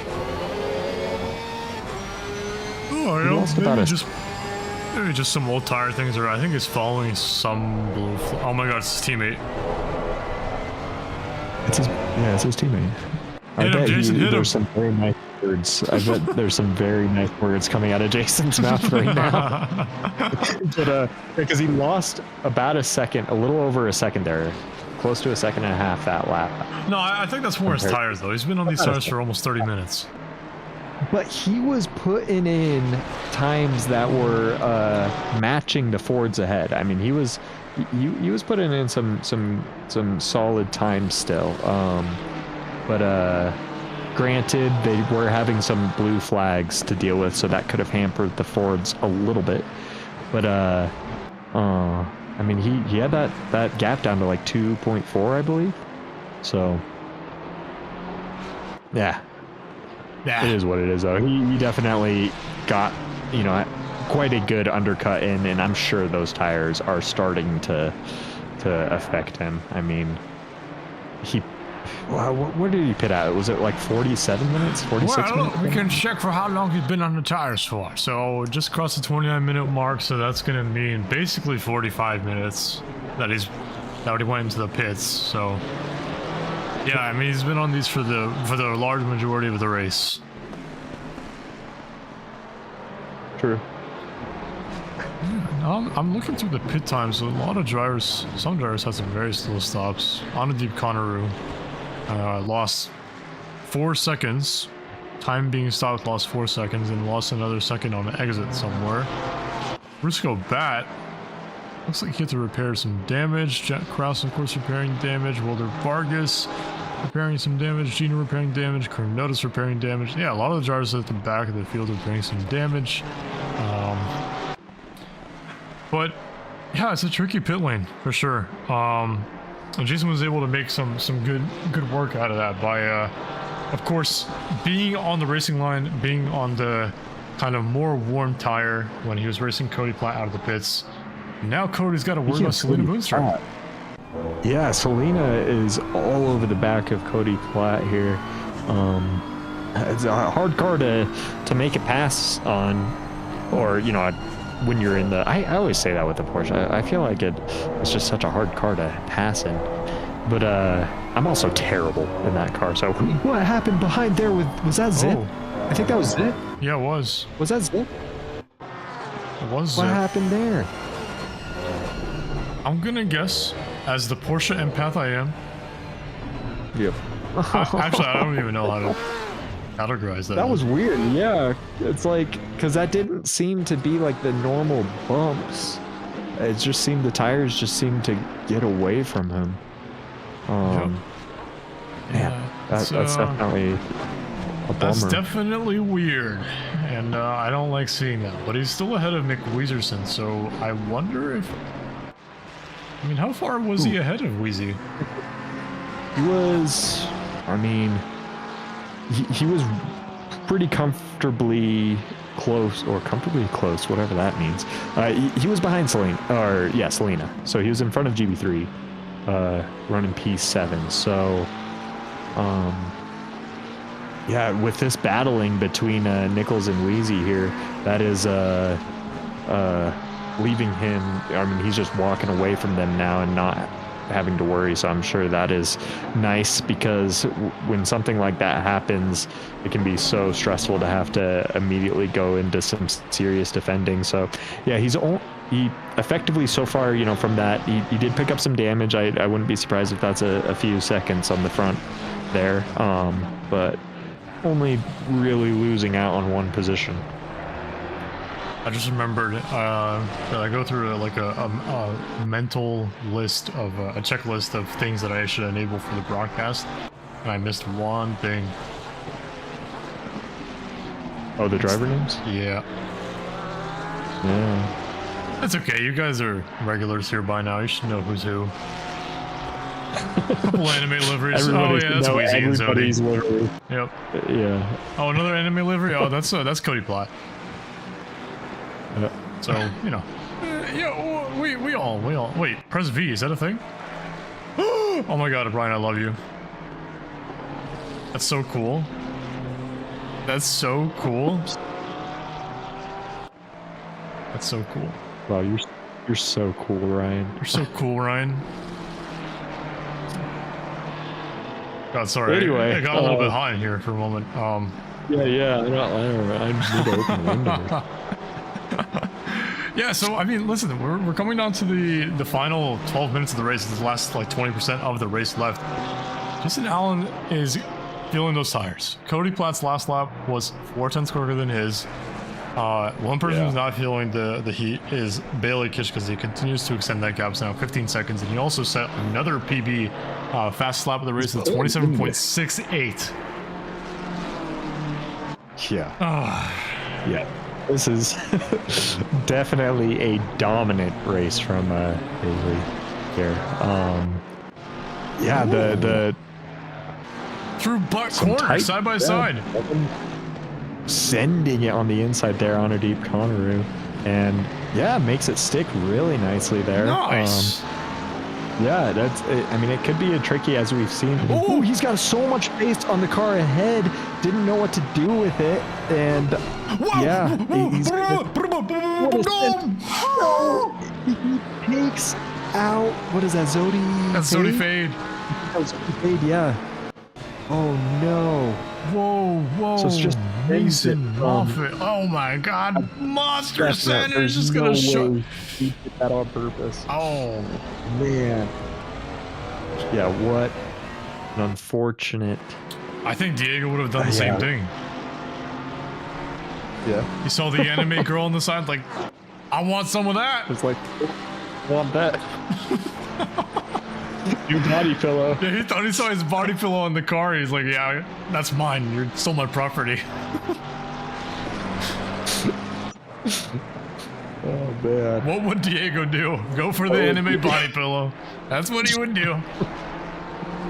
Oh, that's crazy. Meanwhile, Selena still right on Cody Platt's rear bumper here. I mean, yeah, it's a hard track to pass at unless you are just taking advantage of a mistake ahead. Ooh. Sometimes that's really all you can do. Hold on, I think we did not witness an overtake. Riley Greer very patient with the curbs, and this is what I mean. You gotta send it over those curbs because this stuff can happen. Look, the Mercedes just walks the Porsche. Yeah. Hey, Riley's having a good race though. He is, yeah. Pete running P15. Yeah, man. I don't think he's going to be too unhappy, especially the way that this season has been going. Somebody's meatball. Actually, that's just the light showing that it's off, maybe. Sometimes that, common ACC bug there. Dumb game. But yeah, I got Zodi fade. Oh yeah, Zodi's got his lights off. There's no way his lights are actually off. Though. They are though. Look at this. I mean, according to us, though. Look at this. Well, my guess is for him he is that meatball. Lights aren't off. I mean, I guess we'll see in 3 laps time. On our side, my guess is his lights aren't actually off. I mean, that's such a common bug where it shows. Oh, he's gonna get past.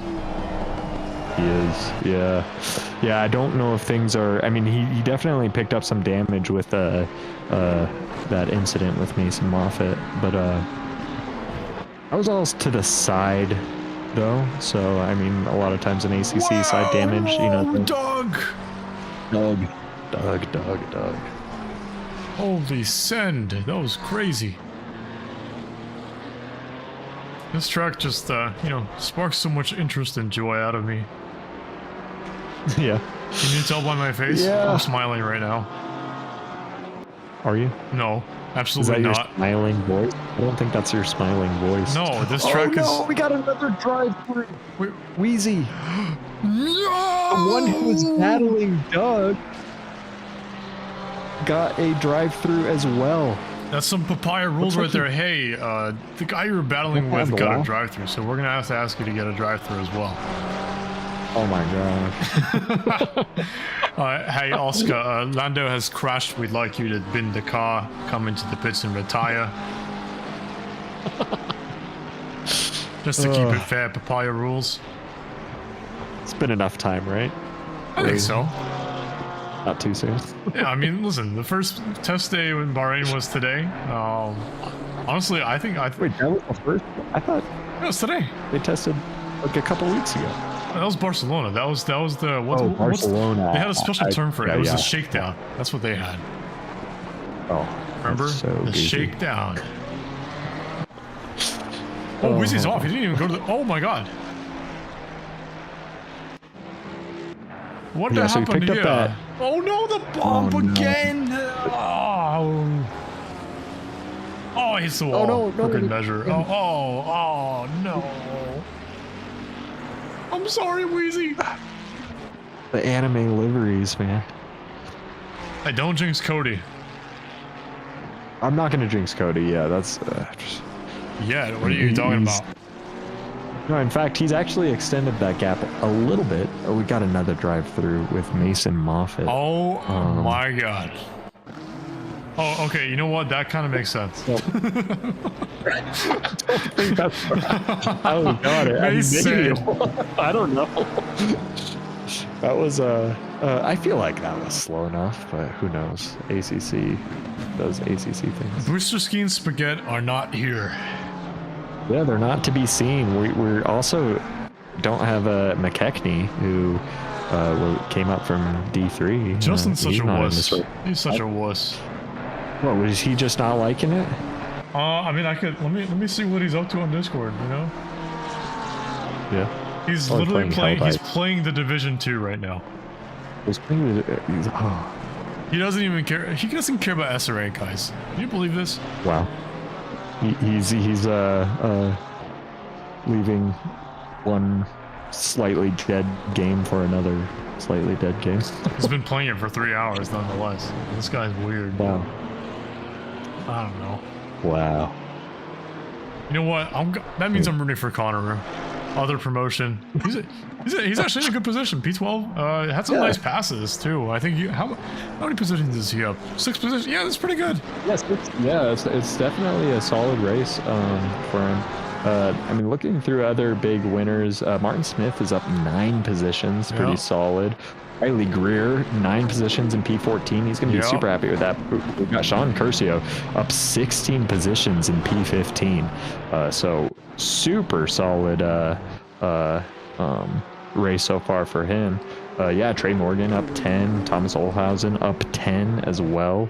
Risco Bat up 11, Matt Ardem 12, Philip Mueller up 10. So yeah, a lot of these drivers, able to put in some consistent and quiet races. I mean, we haven't talked much about Sean Curcio at all, or even Riley Greer for that matter. But they've had these, very quiet but consistent races, which, has paid off well for them. So I'm sure they're just going to be hoping to keep things nice and simple through the rest of the race. We got Rene Aoki being very sportsmanlike and just letting these guys battle. Whoa, Oh my gosh! What There's a happened to guy that in the. Ferrari? Oh, brother. Red flag, red he touched flag. grass. He Never touched touched grass. grass. Look away. Oh, Boy, where's it oh going? no! Oh, Did he do a That is so 360 on the scary. curve? Oh my god. it looked like that. It looked like he was almost beached. I don't think he was, but I mean, he was just sitting right on that curve. That is Dude, a terrible. I gotta see that terrible after the spot to race. be. That was I don't even know what happened. Yeah, that was interesting. Yeah, I mean, definitely. I mean, it started from touching brakes, or touching brakes. Yes, of course, you're braking for a chicane. You're going to be touching the brakes, but touching the grass. But Oh wow, yeah, some close battling Hold here on a between minute, Ian. boys. Yeah, He's and gonna Martin send it up Smith the is on the inside. Oh, Is he going to hold it? yeah. A lot of times the outside can be a little bit more beneficial because you'll have, you know, a fair amount of grip and then have the inside for the chicane. But Ian does enough there to. Nope, not enough. Doesn't do enough through the chicane and loses it back. Yeah, that's tough.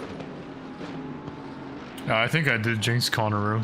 The only reason I was cheering him on is because it's like he was in D4 at the start of this SRA season, so seeing him do so well in D2 was very nice. You know, Trey Morgan. Oh, for sure. Listen, we cheer on who we can. Trey's kind of in no man's land right now. One thing that he's got going for him is that his car is fast and straight line, though. Top speed trap of the race. That's nice. Yeah. Up a lot of positions too, so we did mention that. Good stuff from Trey. Yep. For sure. We got 2 minutes left though. We haven't really seen much of Bailey Wolf because he's about 20 seconds ahead of P2. Crazy.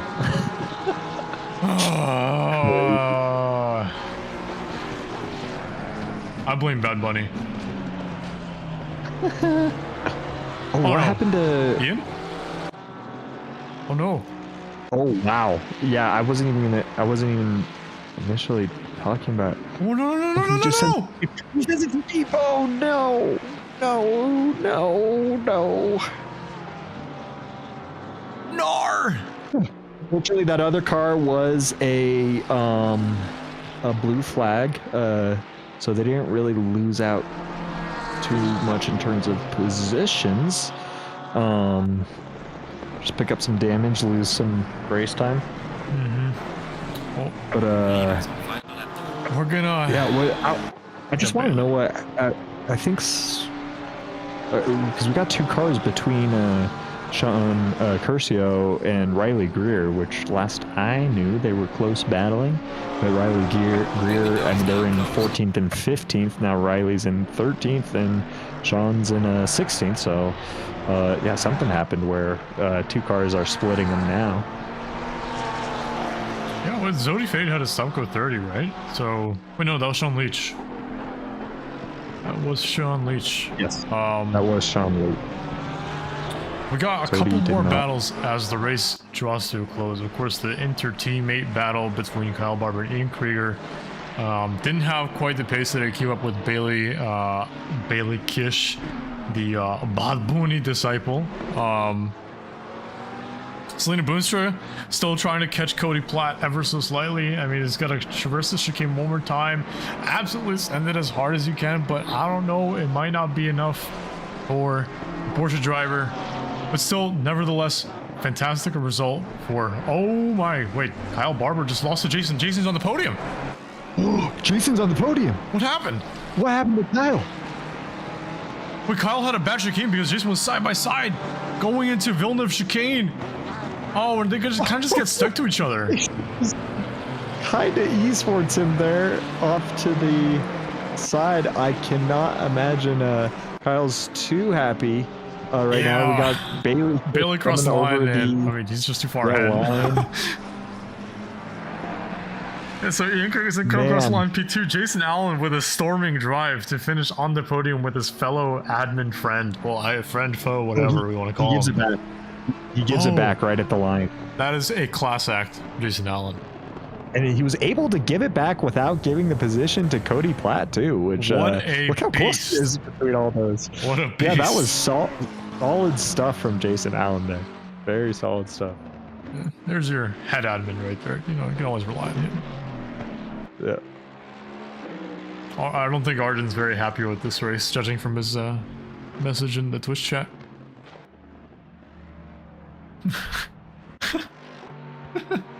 All right, well, a very eventful race of Riley Greer. Of course, people are leaving, but it looks like it's going to come across the line in a very, very respectable top 15. So I think that's actually well done. I think that is P13 for Riley. Oh, is it? Okay. Oh, yeah, it is. Oh, nice. It is, yeah. Super solid from Riley. Hell yeah, guys! That was a popping race. That was a crazy race. For sure. A little bit of shakeup in the championship, I'm sure. Yeah, definitely entertaining. I think what's going to be as entertaining as the race is his interviews, because D4 margin of victory bigger than D2. Oh my god! You know what? Before we carry on with the interviews, I'm kind of curious what that is. I'm going to check out my guys over on YouTube because 20 seconds is definitely no slouch. What did D4 win by? Yeah, I'm curious. I'm seeing +1 lap. What? Is this real? 25 seconds? Okay, 25 seconds. All right, yeah, I guess he just hasn't finished a lap yet, but oh my god. Yeah, dude, I was about to say I'll look at that later. I'll look at that later. That's wild. Anyway, what a race. Lot of interesting storylines for sure. Bailey Kish taking first win of the season. What it feels like it should have been a second, but of course, Jason Allen had that one Indianapolis kind of blinder of a strategy, kind of pulled it over Bailey's nose and was able to keep him behind. Very difficult for him, but I mean, he did it. Jason's done well with strategy this season. I mean, I've been a fan of his strategies for sure. I gotta agree. I mean, I want to ask the fans in the chat. We got a driver of the day for this race. Personally, for me, I mean, can't argue against Bailey, but honestly, Jason had some very, very honestly fantastic racecraft. Jason's got overtakes. He had a much tougher race than Bailey's. Bailey did things basically perfectly. So obviously can't discount that, but Jason, did a really risky strategy and was able to pull it off pretty well. All right, so it's now that time for the interviews, and I'm fingers crossed, hoping that Kyle's fiance is here with him, but maybe not. Kyle, can you hear us? Yes, and not this week, and my voice is back. She is already in bed. So, well, yep. I'll say it for everybody. Bittersweet. No, I'm kidding. I'm kidding. Good to have you back. Let me go wake her up. I'll be right back. No, don't do that. Don't do that. We'll just let her know that we said hello. But okay, we'll do. That was a honestly pretty crazy race. First of all, your teammate Ian took pole with a very smoking hot lap. We'll talk about that after with him. But it seemed like another one of those races for you where you and Ian are just kind of glued together. Both of you obviously getting really good team points for each other. But I feel like, race after race continues to drag on. Is there any part of you that wishes that you overtook him and that you were P2? No. I had conversation with him. He actually said something about, maybe 20 minutes in, basically saying, do you want the position? Because he knows I'm going for the championship. And I said, no, man, you deserve it this week. You've done so well. And, I want to be a good teammate as well as he does. So I think after this race, we're both going to be starting to be in contention for the driver and team championship. So we're going to put the most points on the board we can. And just being glued to him was a good way for me. This track is not my best, and I hate, me, Adam, whoever, everybody, including Ian, is calling that corner the random number generator corner. I absolutely hate it. So ready to go to Imola. So Imola's got some of its own RNG chicane. Yeah, Imola's got some. It does, but I've also done a 6-hour race there, so I don't feel so bad there. But then again, I'm gonna have to bring up my pace. So yeah, I thought this track was going to come right back to me, and it did in a sense. But then I realized that the last time I raced here, I was in, very low leagues, D4 or even worse. I don't even remember. So just trying to get up to the pace. Throwing shade at D4, huh? That's a bold move. That's not my point at all. I'm just saying I've gotten better. I've gotten better, and I have to keep up with everybody as well. So. Absolutely. Yeah, no, I'm just messing with you, Kyle. Don't worry about it. I was a lowly D4 driver myself once, so I get it. We all start somewhere. Yep. But yeah, it was a very eventful race. I mean, I want to know what your reaction to seeing Bailey's margin at the end was, because that honestly the most dominant race so far this season, and we've seen D2 has been nothing short of just close racing since the start. Well, I mean, I'll say, two answers. One answer, the positive, nice answer is, man, this must have been his track. He really got it put together and got some good laps.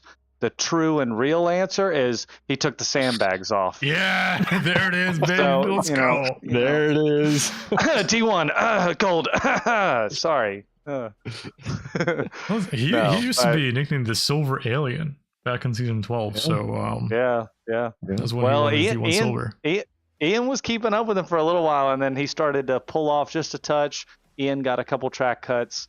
I'm sure he'll talk about that. And then I was like, oh, I'm good. No track cuts. But then I was so close to Ian that I couldn't see the corners. So I was trying to follow him, but I didn't realize I was just cutting it just a little. So at the end, I had 3 track cuts the last 10 minutes. So I was like, I am not cutting this track.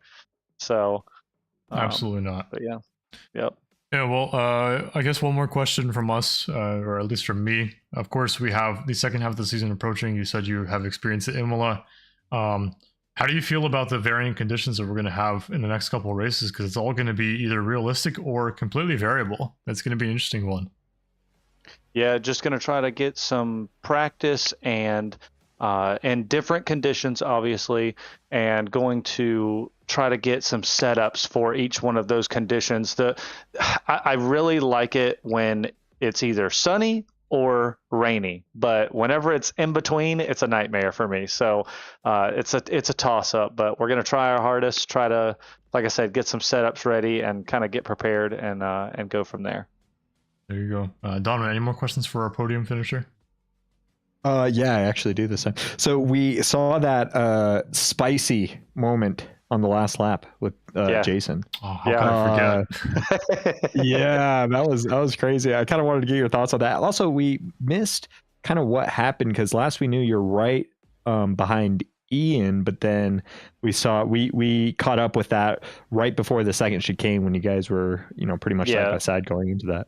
Yeah, so that long right-hander just before the straight, Ian kind of slid a little. I caught up, also having the draft.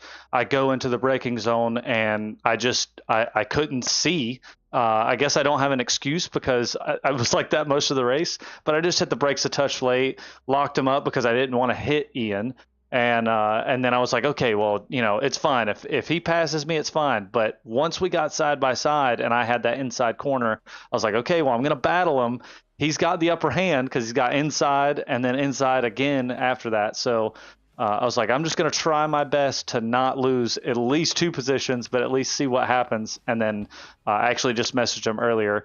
He pretty much, he said his eyes got really big, and I think he just outbraked himself and checked me a little bit. But my door's all right. We're going to get a new door for next week. But, it was a good race, and I really do appreciate him. I mean, he definitely had the pace to catch up and pass me, especially with the track cuts. That's why I was taking it so easy. So, but he said he's going to get me next week. So we'll see what happens.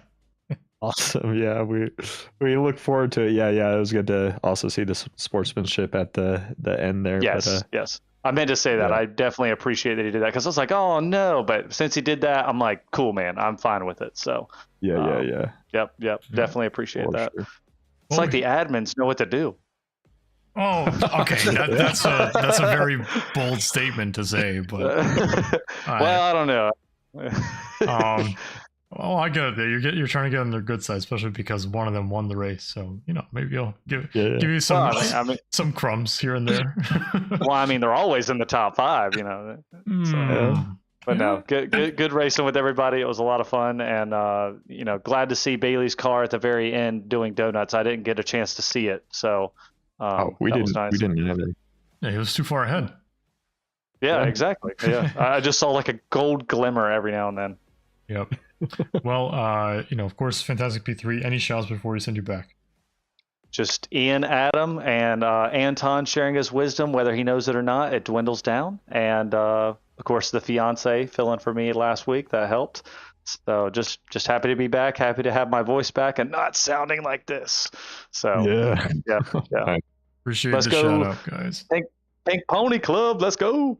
Chaperone is happy with you guys, I promise. All right, we'll send you back down, Kyle. Have a good night. Talk to you guys next week. Bold. Yeah. All right, I love it. I like it. I love like the courage. It, yeah. I mean, yeah. I remember I was actually you and I. Was it you and I? No, Maybe. it was my second time commentating a race, and it was me, Giordano, and somebody else. It was Imola, and Kyle Barber won that race. So, yeah, I guess he does have, I guess the right placed confidence. Yeah, there's the turbo, Cody. Joins turbo. Cody, welcome to the booth again. Back-to-back weeks. I mean, we talked about how you said you had a little bit more confidence from last week. And look at that. I mean, P4 in qualifying, P5 in the race. Talk to us about how it went. Absolutely, man. Feels good. You know, I definitely decided to lock in quite a bit after last week. Put in a lot more practice than usual this week, but you know, Zolder. I always say Zolder is my best track, so I was pretty happy to. I was pretty happy to get out there, get the silver pole, and then finish pretty well in the race too. Yeah, it's definitely not easy here. You know, we were talking about how it's very important to have valuable practice, especially at a track like this, where you need to find that consistent line, which you did find in qualifying. I mean, you were the class of the field about 2.5 tenths clearer than of P2 in silver, and you talked the talk, you walked the walk in the race. Only lost that one position to Jason Allen. Of course, it was a very strong undercut from him, but nevertheless, you were consistent the whole time. I mean, it looked from our standpoint almost a little bit boring for you, but I imagine being at P5, it probably felt like a dream.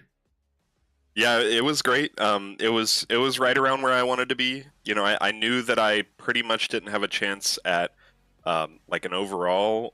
I thought maybe I'd get close to a podium, but I think here the quali server really favored the golds. I think it got quite a bit faster by the time the golds were out there.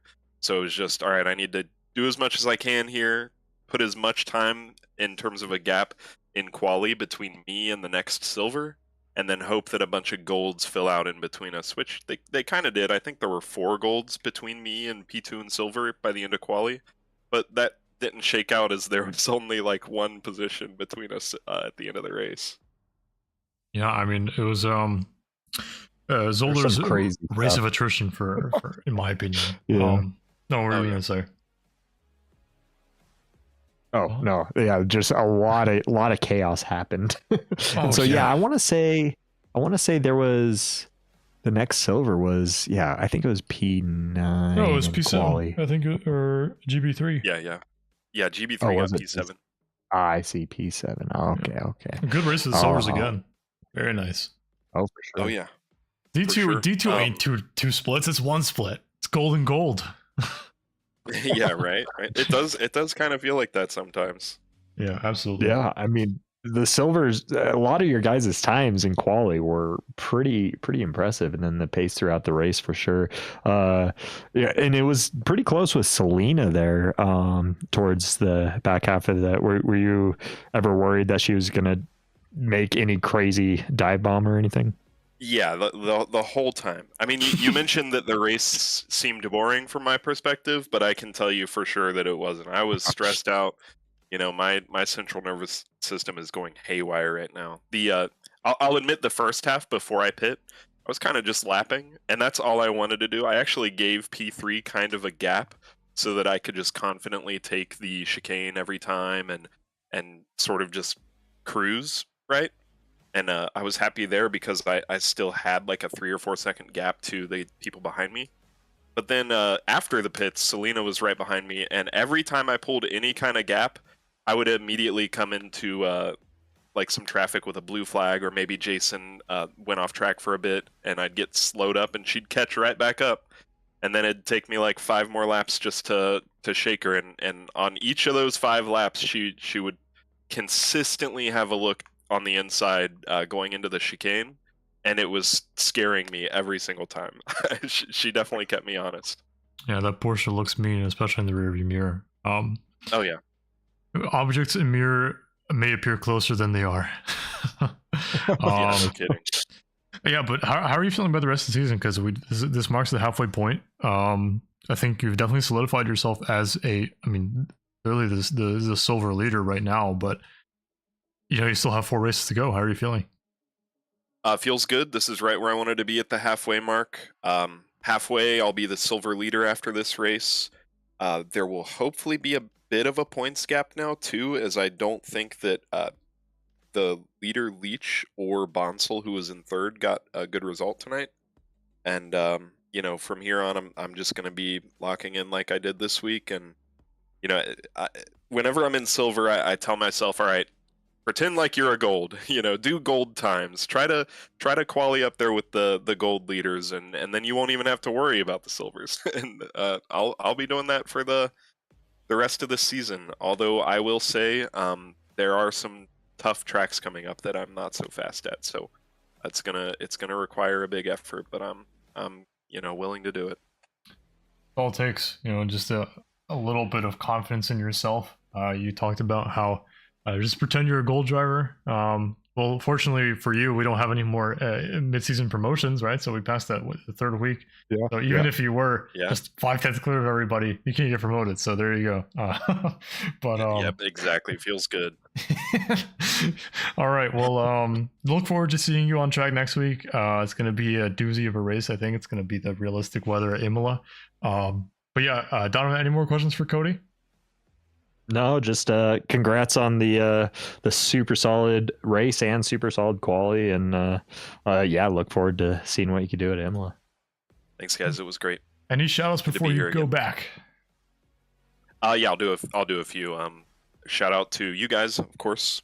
Always a good show. Takes a lot of effort from y'all, and we appreciate it.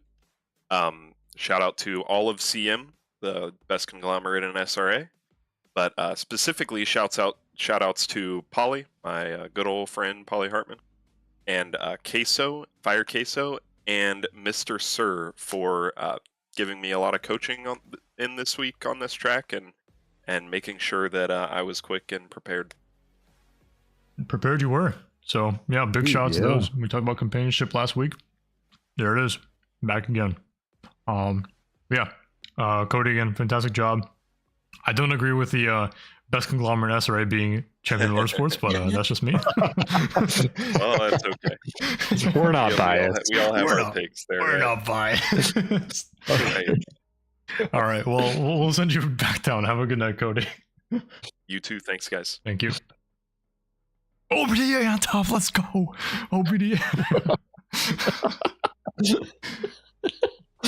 All right. We got 2 more interviews. We still got 2 more interviews. Yeah. I'm trying to get through them, but Ian Krieger's now here, and welcome Ian to the booth.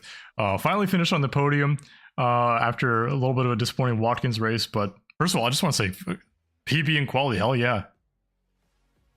Yeah, well, actually it was not a PB. What? I PB'd before the session. Man, I was hyping you up the whole time. In the last, like right before the Yeah. Did it not roll over? Oh, because then? we were looking on the website. I see. Hey, wait! Oh, you did a 27-1? Oh, you cheater! Yeah. I don't know, but Nice. That's a crazy lap, though. That is a crazy lap. I mean, your lap in quali was also crazy because we were talking about it's so hard to put in a quali lap to match your practice pace, and it seemed like you were doing that. I mean, your quali was super entertaining to watch. yeah, I invalidated this second lap, so I'm like, okay, well, I need to put a better lap down, so I kind of just backed off and got a good lap down on the board. I'm like, okay, now I just send it. I love sending it every lap. I don't even care if I'm invalidated. I'll just do it. Yeah. How was the Ford and race trim? Because it looked a little bit it wasn't necessarily bad, but I think it looked like you were struggling a little bit because Kyle was putting it on the pressure the whole time. I was struggling a little bit with pace. I don't know if that's just confidence in the track, but I surely did not like the bull chicanes that I had to hop over every lap to be fast. Yeah. For sure. Yeah, the RNG chicanes, we got the names of the actual corners Klein Chicane being RNG1, Villeneuve being number 2, and then Jackie X Bacht being the third one. They're not easy. I mean, especially on the suspension model. I know the Ford was relatively tame. I mean, you almost got to the 27s in Sector 2, which I didn't even come close to, right? I mean that's insane. Yeah, it was absolutely amazing watching you in quality, but listen, P2 is still a really good result, and it puts you guys right in the contention for that team championship with Bailey and Doug. So how do you feel about the rest of the season in general, like your chances for the titles? Well, if I'm being honest, the single title is maybe not in arm's reach anymore because Bailey won and he's been on a roll the last couple of weeks. So I'm like, okay, well, he may just take this momentum and keep going. But I think the team championship is very doable if me and Kyle keep getting 2-3, maybe 3-4, maybe top 5 every race. It's going to be pretty good. Yeah, I mean, if you guys get podiums every single week, it adds up. I think we definitely see both of you guys combining for over 1,000 points, which I mean should be more than enough to combine total for the team championship. So who knows? Maybe some shoeies in sight for you too. Does the idea of that sound, enticing or a little bit disgusting? I mean, it can vary between some people. Yeah. Yeah. What? Just in general. I don't know.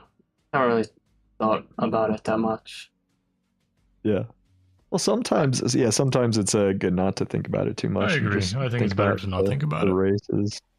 Yeah. And like we said, like putting in those consistent positions that adds up a ton, especially when your rivals are fluctuating a little bit more. So definitely, yeah. I mean, consistent podium finishes are massive. Yeah, and I was talking to Kyle about it, but once Bailey did end up passing me, I was like, okay, well, I don't have the pace to keep up with him. And Kyle said he doesn't, so we're like, okay, why don't we just take it easy for the rest of the race? Try to get no drive-throughs, just consistent laps. So that's what we did. I mean, fair enough. It's not about how you start, it's about how you finish, right? So I mean, P2 and P3 is definitely a solid result. Yeah, I guess, Don, any more questions for Ian?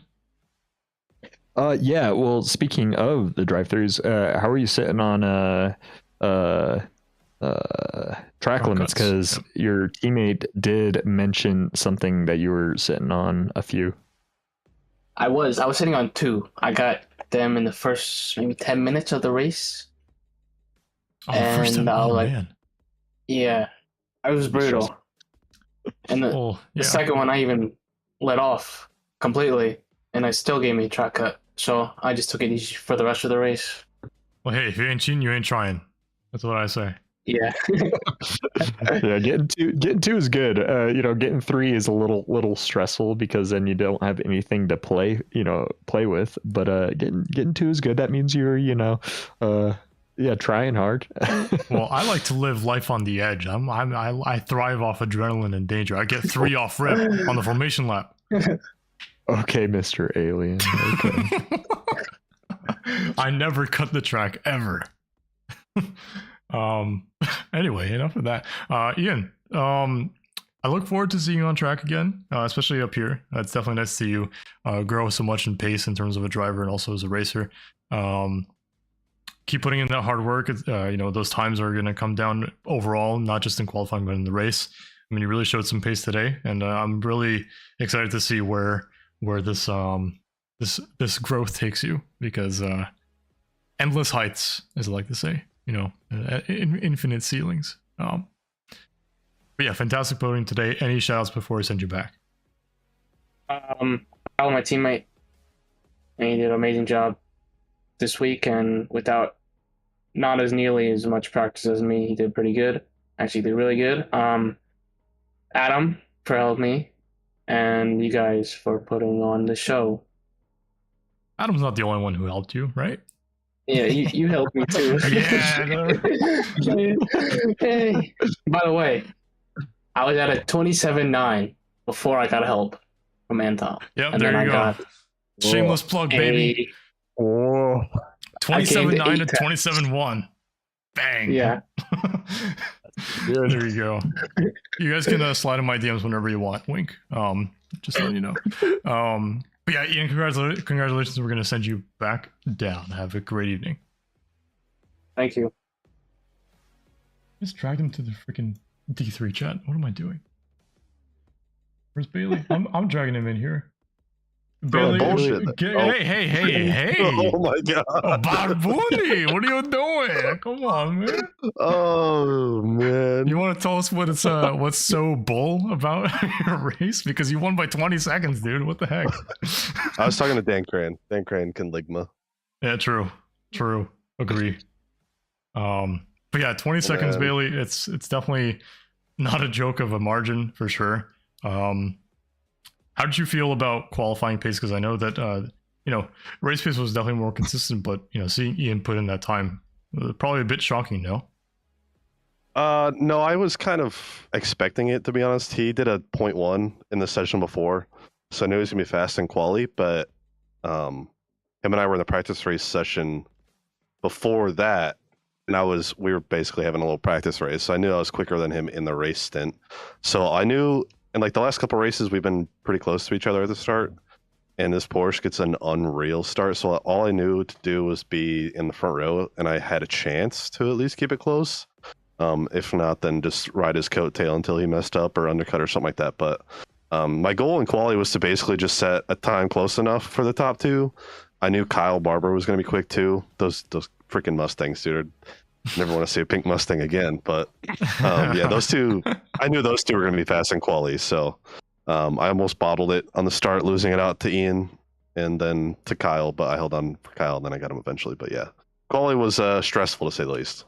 Yeah, it was really close between everybody. I mean, of course, Ian had that one lap, set himself apart from, I think it was like 10th and a half, but on the race, it looked very, very even. I mean, these cars do get equalized with our custom BOP, balance performance. And it looked like the Porsche was, I mean, we sat on board with you a few times. It was very compliant over the curb, which I was surprised. Yeah, I don't know what I did, but it was dialed. I was telling Doug, who was mad at me because he didn't like the way the car felt, but I was like, dude, if I could have the car feel like this every race, it'd be wrapped. Oh, well, there you go. I don't know. It was pleasantly, surprisingly comfortable. So yeah, well, I was saying that we can blame the fact that you had this much of a lead on Bad Bunny for having a banger of a halftime show. Oh, bad boy. Yeah. But yeah, how are you feeling about your chances for the rest of the season? Because marked halfway point, you got your win that you were supposed to have an Indy, but Jason ruined that for you. Yeah. But how many more times are we expecting to see you here? I don't know, dude.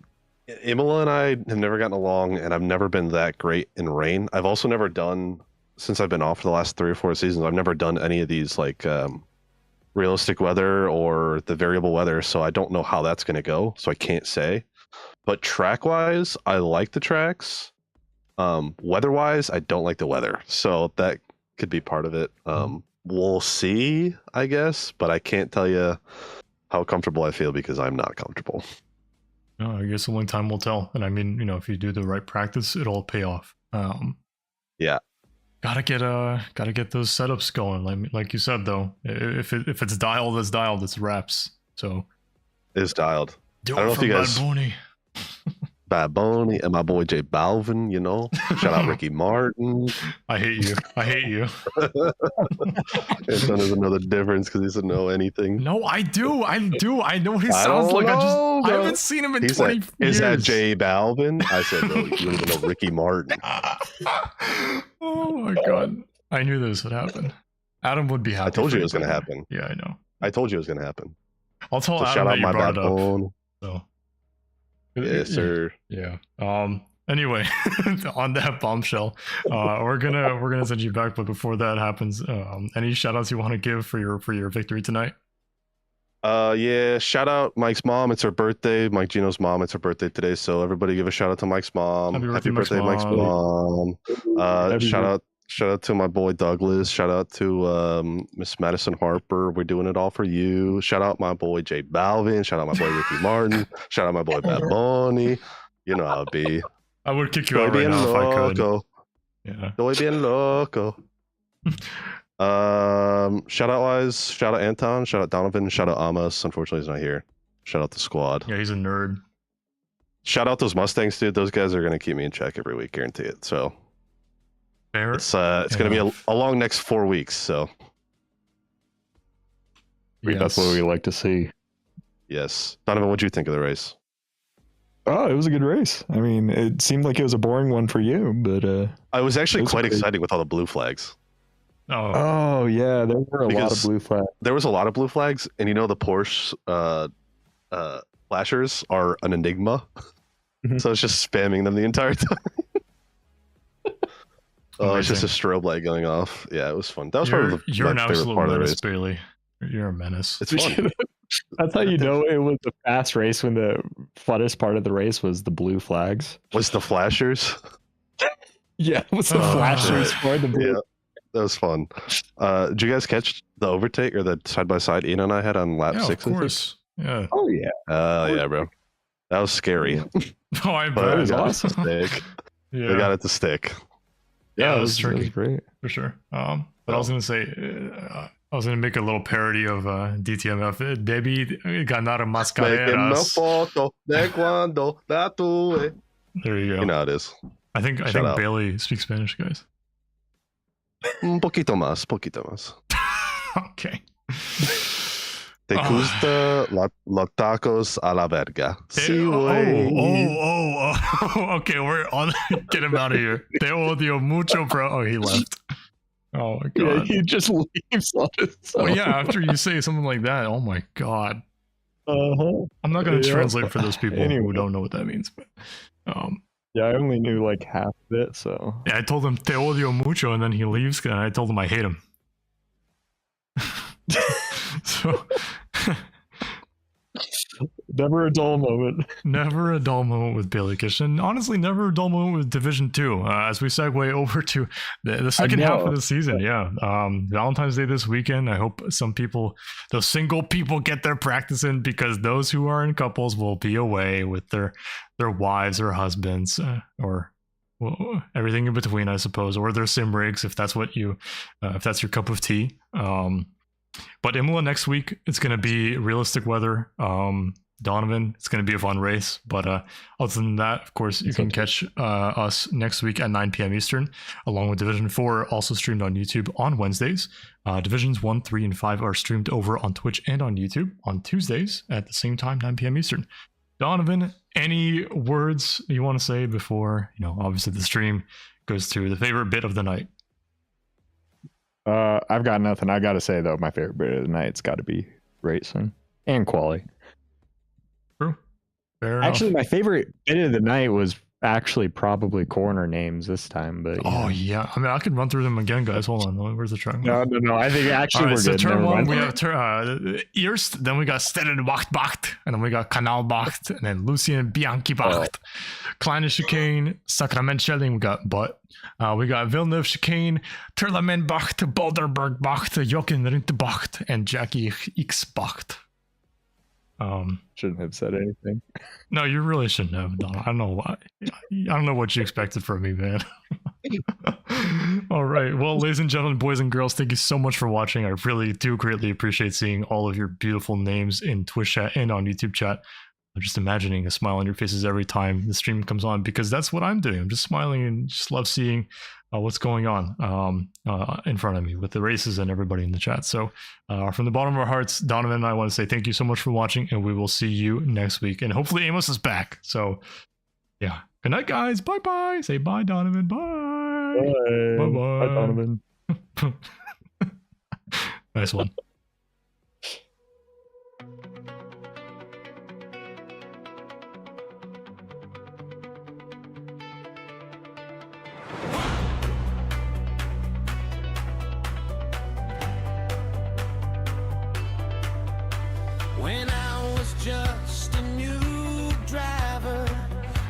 Coach Jeffries, what will I be? Will I be speedy? Will I crash out? Here's what he said to me. Casamigos.